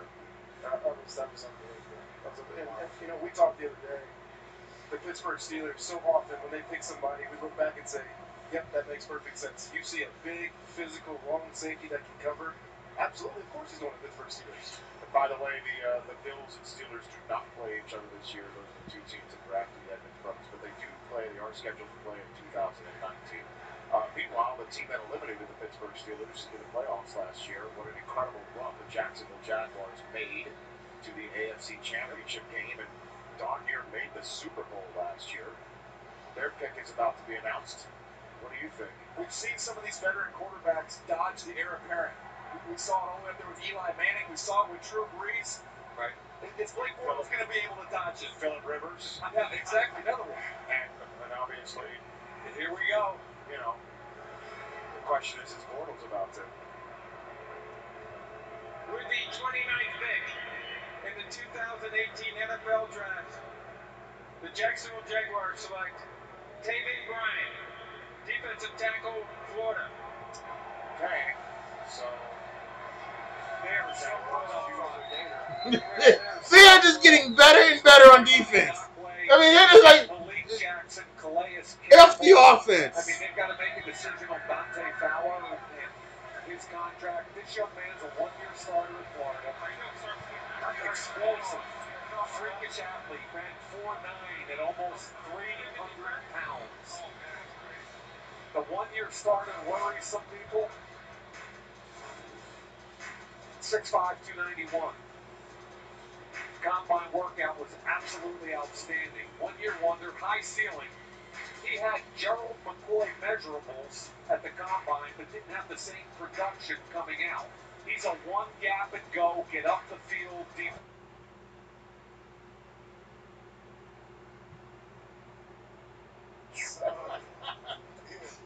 here doing Shaq in the food.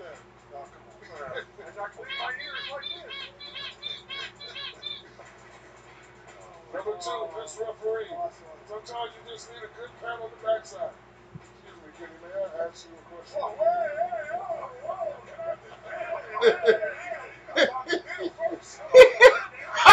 Yeah, Bobby did it first.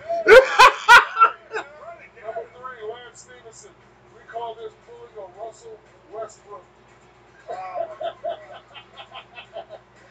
Then he complains, Kenny. What? Exactly.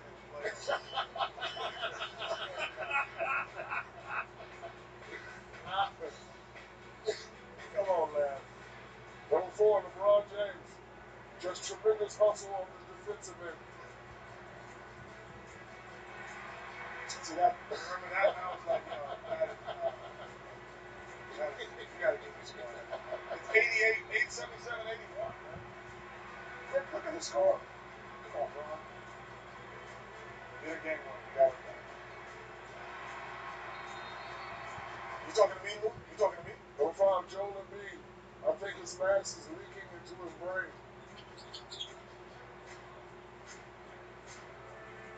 Oh.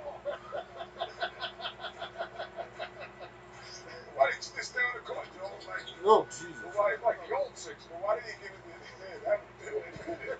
Joel, we're not taking it anymore. We don't have to do that anymore. We got the first. The process is working. It's working. Vote for your favorite at NBA.com. Oh, the referee. Ronnie, Ronnie, man. I knew it was coming. Yeah. You can see that one coming. I don't think that was funny. Yeah, that was funnier than that. That's not funny. It's hilarious. No, that wasn't. We're coming back. That's a check. We'll wrap it up on Inside in just a minute.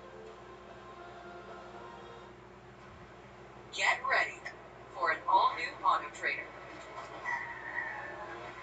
Search with But he would have gone much higher. Absolutely. Look, and if you remember NFC Championship game, the defensive backfield got absolutely slaughtered in that game by the Philadelphia Eagles. They picked them apart. They actually went after every single person back there. So I think they can build up the depth there too. We'll see here. This draft has gone almost according to, at least I'm talking about time-wise, it has gone almost according to plan. The Minnesota Vikings select Mike Hughes, defensive back, University of Central Florida. Well, this is a very interesting pick on a lot of levels. One, it's something they needed, but Mike Hughes, of course, is one of those guys that has had some issues. Played 11 games as a freshman at North Carolina in 2015. After an altercation at a frat house at UNC, he and MJ Stewart, another draft prospect, were charged with misdemeanor assault, inflicting serious injury. Hughes was suspended 1 game. The charges were dismissed after he had court obligations. And according to an NFL.com report, Lewis, Hughes has told NFL teams that he left UNC in 2016 after being accused of a sexual assault that did not result in charges. He played 2016 in a community college and then went to UCF. On the field, he's as good as anybody in the draft. There is no question about this. This guy has the total package. He can play press man, he can play off man, he's got tremendous ball skills, and he will rock the world as far as this physicality, man. He will come in there and he will absolutely hit. And on top of it, he's got dynamic return skills. Now, Will Burgess is showing right here the kind of things he can do as far as down the field, being able to track the ball, win 50-50 contested ball catches, which is something you're going to have to do in Mike Zimmer's defense up there in Minnesota. And look, I'm just telling you this is one of the guys you're going to see his return ability right here on the screen. He is a multi-faceted player that slid down the board because of the off-field issues. If there's no off-field issues, this guy maybe is the second corner taken in the draft. He may be as high as Denzel Ward. Mike Zimmer knows what he's doing with defensive backs. We can say that much for sure. Mike Hughes is there. We are down to the final 2 picks of the first round. All smiles for Mike Hughes now. Stay with us.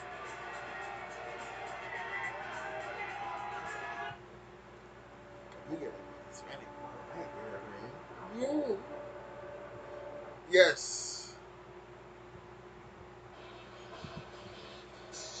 You've been watching Inside New England is on the clock.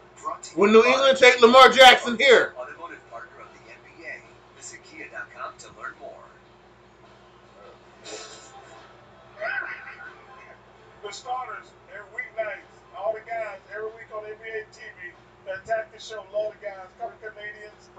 San Antonio, Tennessee Honey. Oh. Before Eric, before you go to Nito, man, can you explain when we were Shaq was a great education. Because I told him I didn't want to get a certain vehicle because of the amount of gas I would have to spend. It cost like $80 to fill it up. And he said, then you said, when it gets to half, then you put $20 to bring it back to full. But if I keep doing, I'd have to stop often and still put 80. No, you wouldn't. Why? You're complaining about when it gets to 0, you spend 80, right? When it gets to half, you put 20. Then when it gets back to half, you put 20. Yeah, but when I keep stopping, putting 20 in it, it'll equal 80, the same amount of gas. I'm driving the same amount of gas. The average human stops once a week for gas, right? But you only work every 12. You would probably have to stop maybe once every 2 months. Don't even try. This is bordering on bordering on what's closer, the West Coast or the moon. So if wait, bordering on that. You're telling me that I wouldn't have to if I didn't let my gas get down, I wouldn't have to fill it up as much. No, I'm saying you complained about the $80. That's what the conversation was. But 4 times 20 is 80 because I'm gonna stop 4 times. No, you're not gonna stop 4 times. No, you're not gonna stop 4 times. Not in 1 week, you're not. Anyway, the West Coast is closer to the moon. If you let it get to 0, right? How did it do Friday, right? Then you got to pay 80 to fill it back up. Right. Okay, but if you let it get to half by Wednesday, then you pay 20. No, it won't get to half by Wednesday. It's going to be 40, and then on Friday it'll be 40. Not 40, 20. It'll be 20. No. It'll be 20. Not half. Half of 80 is 40. But no, listen what I'm saying. I am. Okay. So about every day, if I'm just quick answer every day. Don't play me right now. I'm not playing. Don't play me right now. I'm sorry. I really want to know because early I want to get this car, but I listen. Want to save gas money. You're complaining. Tell me. I want to know how I'm going to save gas money. You're complaining about the $80. Yes. Right? So 0 is 80. No question. So right at full is 80, right? Yes. So if it gets to half, that'll be 40, right? No question about it. Put 20 in, then you bring it back up to 3/4. Right? No, if I put 20 in it, it's just a 1/4. Jeez, yeah. But it'll be 3/4. It'll be 3/4 full. 3/4 empty? No, 3/4 full. Wait, who's on first? You know what? But who's on first? Nobody travels more than me. All right, man. That's telling you. Presented by. I won't be up for real now. I was asleep before.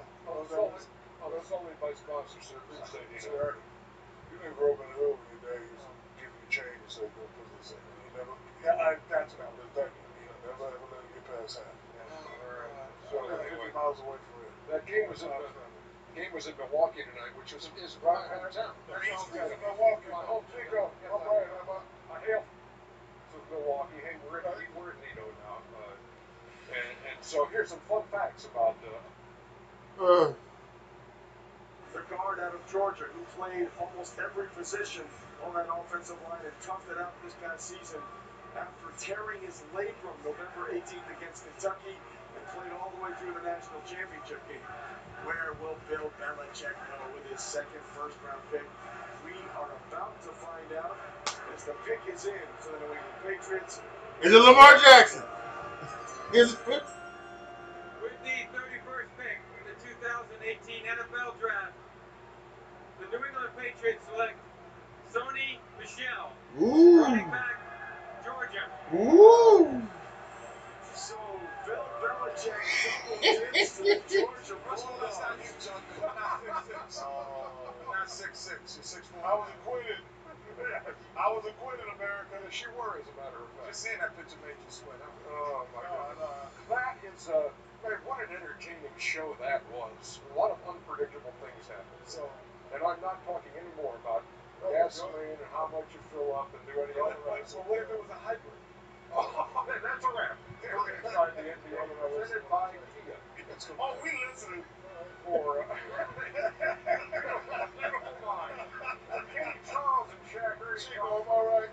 We bid you a good night from Atlanta. We will see you for a Game 7 Saturday and a Game 1 of New Orleans and Golden State. Right? Fill up that tank and drive carefully. Oh my God. That's a hell of a picture, man. There it is. Oh, that was great. I'm glad I watched the end of that. checking his mask. Oh, so here we go. Last pick of the NFL draft, and like I said earlier, time-wise, this has gone perfect. They have it set up for 7 o'clock to 10:30, the first round of the NFL draft, and it is 10:31 here in Chicago, Central Time. So this has been the perfect for the NFL. This has been perfect. It's gone correctly. It's gone. Well, again, I'm talking about time-wise. Otherwise, we'll get to the players selected in a little bit. But wow, this has been amazing. I'm gonna cut on the light here and finish the rest of this live stream. Woo. Oh, damn! Look at me. Will you look? Oh my Jesus! Fat self. Get my shirt tucked into my. Oh.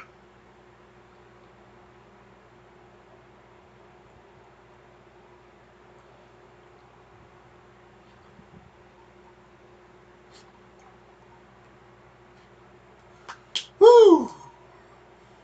Woo! Patriots. Interesting because there were some teams that had some medical question marks on Sony Michel. Ooh, the Eagles have traded to the Ravens. There were some concerns about his longevity, but the Patriots felt like the value here more was too good to pass up and run with the running back. And that left knee, it was a torn ACL again. Ooh. So now let's see what the Ravens do. But the one thing the team said is, we're good with him. Maybe longevity could be an issue, but with a running back, you don't warrant more than 5 years out. And they have him for 5 years if they want him. And there's another team that have another player for 5 years. The Philadelphia Eagles just traded out of pick number 32. They will not pick in the first round. The Baltimore Ravens have just moved up to the 32nd spot.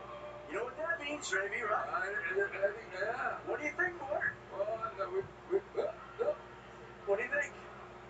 I think you know and you don't want to tell anybody. No, I really actually don't know. We have ideas, we have thoughts, but the Baltimore Ravens have moved back up into the first round straight, and the New England and the Philadelphia Eagles, who didn't have second and third round picks, wanted more picks, so the Eagles get out, get those more picks. We'll see where the Ravens take, Trey. All right, Lord Adam, thanks very much. By the way, that was the first skill position pick in the first round of the Patriots since Lawrence Maroney, the running back, went since 2006 out of the Golden Gophers. This is interesting, though. Remember, Ozzie Newsome's first ever draft, he had 2 first-round picks, Jonathan Ogden and Ray Lewis. How about James Daniels? Pretty well. They're Well, good. certainly possible. However, he's now closing out his Ravens drafting career with 2 first-round picks. This just got interesting. You think James Daniels Now, Kirk Ferentz, the connection there. Kirk Ferentz, an offensive lineman, here in the center. This is a hole filler with James Daniels, good football player in Iowa. Ragnell's already gone. Price is gone. The centers are off the board. Now James Daniels, hold on. The pick is in, and that's a wonderful thing. But you know what? Sometimes you trade in the first round for one of those skill position players we're talking about. Maybe, just maybe. That's what's happening now. Let's check it. The Philadelphia Eagles have traded the 32nd pick to the Baltimore Ravens.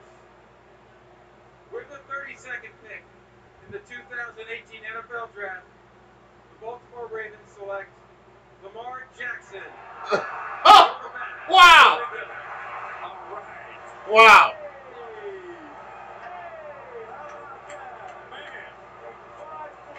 Go in the first round. Wow! The third time in the draft that has happened. We had 6 in 83, 5 in 99, and Lamar Jackson makes 5 in 2018. And oh, by the way, Baltimore quarterback Louisville, Johnny Unitas. Now it's Lamar Jackson. How about that, Kirky? Wherever Lamar Jackson went, for me personally, because I'm a big fan of his and I think he can succeed at the next level. I was interested to see this is interesting. What quarterback was on the roster. I think this is a great situation with Joe Flacco. You kind of take him under his wing and help him learn about the game. He can have a redshirt year or two, learn about the professional system and what it takes to really succeed. Don't underestimate Bobby Petrino, his play caller in Louisville, used to call plays in the NFL. He's learned a very sophisticated college playbook, which I think will help with his learning curve. Guy has a huge arm to make every throw you want to see. He has once-in-a-generation quickness and his capability, and I know it's the NFL, and I know he's slight, and you got to be concerned about that, and he's got to get down. But the creativity is what gets people excited about his game. But please, don't underestimate how he can throw the football. I've seen it firsthand. Dude can throw it. I thought the pro day actually was more accurate than people have ever given him credit for. I mean, he airmailed a couple, but not what you would have thought. I think his accuracy has improved. Blocking awareness works. There's no question that the fact that in Baltimore with Joe Flacco, he's going to have 2 to 3 years to develop, and certainly it's a great spot. I think it's certainly into the first round. We thought you could go middle of the first round. Yeah. Look, this is the perfect. Think about this for a minute, folks. Baltimore Ravens offensive coordinators who? It's Marty Mornhinweg. Marty Mornhinweg was in Philadelphia when we signed Michael Vick. Marty Mornhinweg knows how to coach quarterbacks who are dual threat people. And let me tell you this, in a pro-style offense, you're going to see right here, with pro-style personnel, pro-style route concepts, Lamar looks very good. In this game in particular, here, 5-step drop, coming out backed up. He's trying to hit the post, reads that the safety's deep, sees the tight end spot up over the middle, reads the field, perfect. Here is another situation where you have, I believe this is 11 personnel. He's going to just hit a basic stick route here on the outside. Quick read, get it to his wide receiver, let them catch and run. And then here, they're going to run a 7-step drop, maximum protection type of route, where he's at to push up in the pocket because he's getting a corner boundary blitz. He puts up in the pocket, protects the football with 2 hands, and then launches a beautiful, beautiful teardrop post route and just drops it right into the wide receiver's hands. He has shown more than flashes of that, Herbie. Yeah. He's shown that he can do that. He needs a guy who will absolutely not let him off the hook as far as fundamentals are concerned. Marty will do that. He did it for Michael Vick along with Coach Reed. He'll do it for Lamar. You keep talking about fit in the right place. This is good for him. And I think one thing you got to remember about it, he played with an awful offensive line in Louisville the last 2 years. Almost every time he dropped back, he's getting pressure. And that's why you saw many times they're just stepping up the pocket or having to get out of there. Right? That'll be a different thing in the NFL. Let's just sum up what just happened. We started this draft with a Heisman-winning quarterback, Baker Mayfield. We ended this draft with a Heisman Trophy-winning quarterback, Lamar Jackson. And courtesy of DXL, Susie Culver standing by with the second Heisman winner to go in the first round. Well, it was a little bit of a wait. What were the emotions like as you waited in the green room? I hope the team trusts me. Hurry up and get me, because it's on. It's on. You and your mom, Felicia Jones, have made such an unbelievable team. You did this draft process your own way. When you were a little kid, she was your coach. What has she meant to you? She meant the world to me. You know, a lot of people not fortunate enough to have their mom in their life. You know, but mine stuff, I mean, through thick and thin and whatever. And, you know, it's her moment, not really mine. I'm just happy to be a Raven right now. When you met with the staff of the Ravens, what kind of indications did they give you of what they would like to do with you in the future? You know, use me, you know, let me learn. You know, they have Robert Griffin there now. You know, they have Joe Flacco. They didn't let me learn much as I could. And they just want to see what I can do. Congratulations. Thank you so much. What a way to wrap up the first round. Let's go to Fort now. Well, think about Lamar Jackson. He sat there and watched Baker Mayfield, the 2017 Heisman Trophy winner, go first, and he's the 2016 Heisman winner who goes last in the first round. When you think about the Baltimore Ravens with Marty Mornhinweg as offensive coordinator, Greg Roman as an offensive assistant, they've coached to Michael Vick and Donovan McNabb and Colin Kaepernick. And one thing that Bill Parcells, the Hall of Fame coach, said, these coaches in this league need to look at a talent like Lamar Jackson and figure out how to use him to the best of his ability. And this is a guy that if you have patience with him, Parcells, Tony Dungy, other people I've spoken to at Louisville truly believe he can be a star in this league. Or when you talk to people around the league, they say that when you take a quarterback in the first round, you take him with the idea that he's going to be a starter. And when you look at Joe Flacco in Baltimore right now, this will be the last year where he's got guaranteed money remaining on his contract. And with Lamar Jackson coming in now, and with Baltimore trading away a second-round draft pick in the 2019 draft to Philadelphia to move up to get Lamar Jackson at the back end of the first round, that tells you now that Joe Flacco is on the clock. Trey? Lord, Adam, thanks very much. And technically, the Browns are again on the clock when we start the second round. Because that was the last time 5 quarterbacks were drafted in the first round, 1999, and here we go again. And somebody said it earlier, because the philosophy will have to change. Greg Roman and Marty Morningwig will have to get a little creative, and they're going to have to think outside the box just a little bit. And they're going to love it. They're going to have some fun with it, because this kid is going to be fun to watch, and defensive coordinators are going to hate seeing this guy. And you know what? I'm going to hate seeing you go, Troy. Troy Aikman, you've been doing games for a long, long time. Now he did his first draft. Did you have fun? I did. Thanks for having me. You did a great job, man. Thank you. Great. You got a UCLA quarterback getting drafted? The smart guy. Not the smart guy. You're all smart. Let's send him back inside. And the Ravens and the Bills and the Patriots weren't the only ones with the 2 first-round draft choices tonight. Troy Aikman's broadcasting partner, Joe Buck, and his lovely wife, Michelle, who we knew for many, many years, the colleague on NFL Network, gave birth to twin boys, Wyatt Joseph Buck and Blake Andrew Buck. Wow. Congratulations. Congratulations. 2 more first-round draft choices. Come on. Great stuff. Great stuff. Congratulations to Michelle and Joe. Great job, sir. Very happy to hear that. Appreciate it. Good job, David Shaw. Thank you, Coach. Thanks for being here. David Shaw. So it started with a Heisman Trophy winner in the AFC North and ended with a Heisman Trophy winner going to the AFC North. How about that? Lamar Jackson and now Baker Mayfield joining the AFC.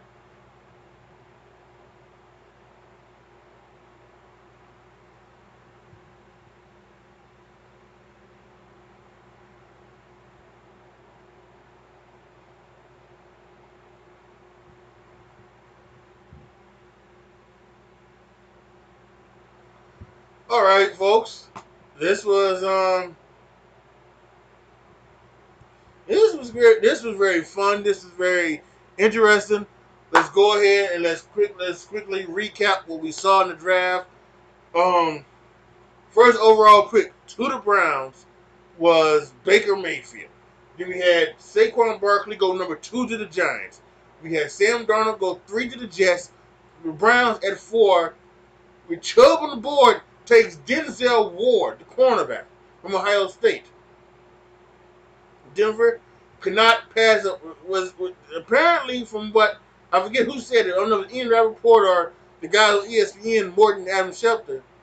I think it was maybe Morton Adam Schefter. They said that there was a trade that was almost made between Buffalo and Denver, but when Chubb fell to them, they canceled that trade and took Bradley Chubb. And now they have a bunch of pass rushers, in Denver. So that's amazing. And then we saw Quentin Nelson go 6 to Indianapolis. We saw the Bills, I believe, right? I believe it was the Bills. They traded up to number 7 to get Josh Allen. And for those of y'all who don't know, Josh Allen had some social media drama in the last 24 to 36 hours. He had some tweets where apparently he said some words and he shouldn't have said, quoting rap lyrics and things like that. So whatever. Then my Bears, my Chicago Bears, took Roquan Smith, number 8 overall pick from Georgia. Number 9, Mike McGlinchey, the offensive tackle with Notre Dame. The Cardinals traded into the 10th spot with the Raiders and took Josh Rosen, quarterback out of ULC. First time in NFL history, 4 quarterbacks went in the first 10 picks. Amazing. And there were some other big things as well. We had New Orleans give up a bunch of draft capital to trade to get to like 14 actually. I was seeing it across there. 14 to take Marcus Davenport, the defensive end from University of Texas at San Antonio. We had the Bills. They traded up. They had another low pick. They traded up again and got Tremaine Edmonds. And then we saw a lot of other things fall into place. And then we saw this great thing with Ryan Shazier coming out there and walking, and after his injury that left him paralyzed on the field, walking to the stage to tell, to give to give the thing, to give the speech for the Steelers. Amazing, and then there was some history with that too, because they took Edmonds, a safety out of Virginia Tech, and the Bills I just mentioned took the other Edmonds, and they're brothers. First time in NFL history, brothers were taken in the first round of the same draft.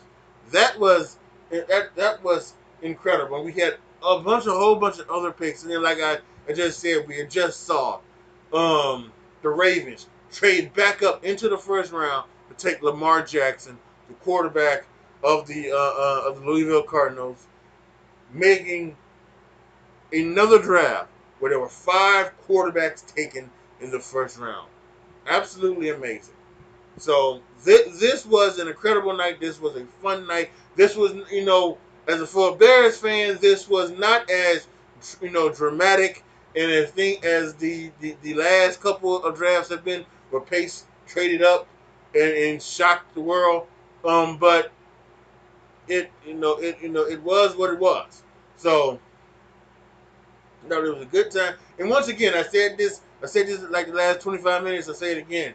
The time set for this was for it to start at 7 Central Time and to end at 10:30 Central Time, and it ended like at probably about 10:40. So this was, I think this was great television. They're going to be rounds 2 and 3 tomorrow, and then 4 through 7 Saturday. And I will be here watching it. I will not be live streaming, just because I think we just do the first round. That's where most people, the casual viewers, want to know stuff about the first round. So, but I will be watching tomorrow, and I will be watching Saturday. Tomorrow's gonna be kind of a big deal for me because I have to go see Infinity War in the morning, and then come home and then watch the Greatest Royal Rumble. So, I'm not gonna be a lot of focused on the draft primarily, but I'll be looking here and there and checking out. But I will be watching Greatest Royal Rumble as well. So, all right, folks. Post your comments down below. Tell me what you guys thought. Tell me what did you guys enjoy this night? Who's your favorite team, and do you agree with who they picked? Let me know down in the comments section. Like the video, share the video, subscribe to the channel, and as always, guys, thank you guys so much for watching. This is your boy AJ Tripp signing off. As always, be good to each other, y'all. Be careful out there, and I am out.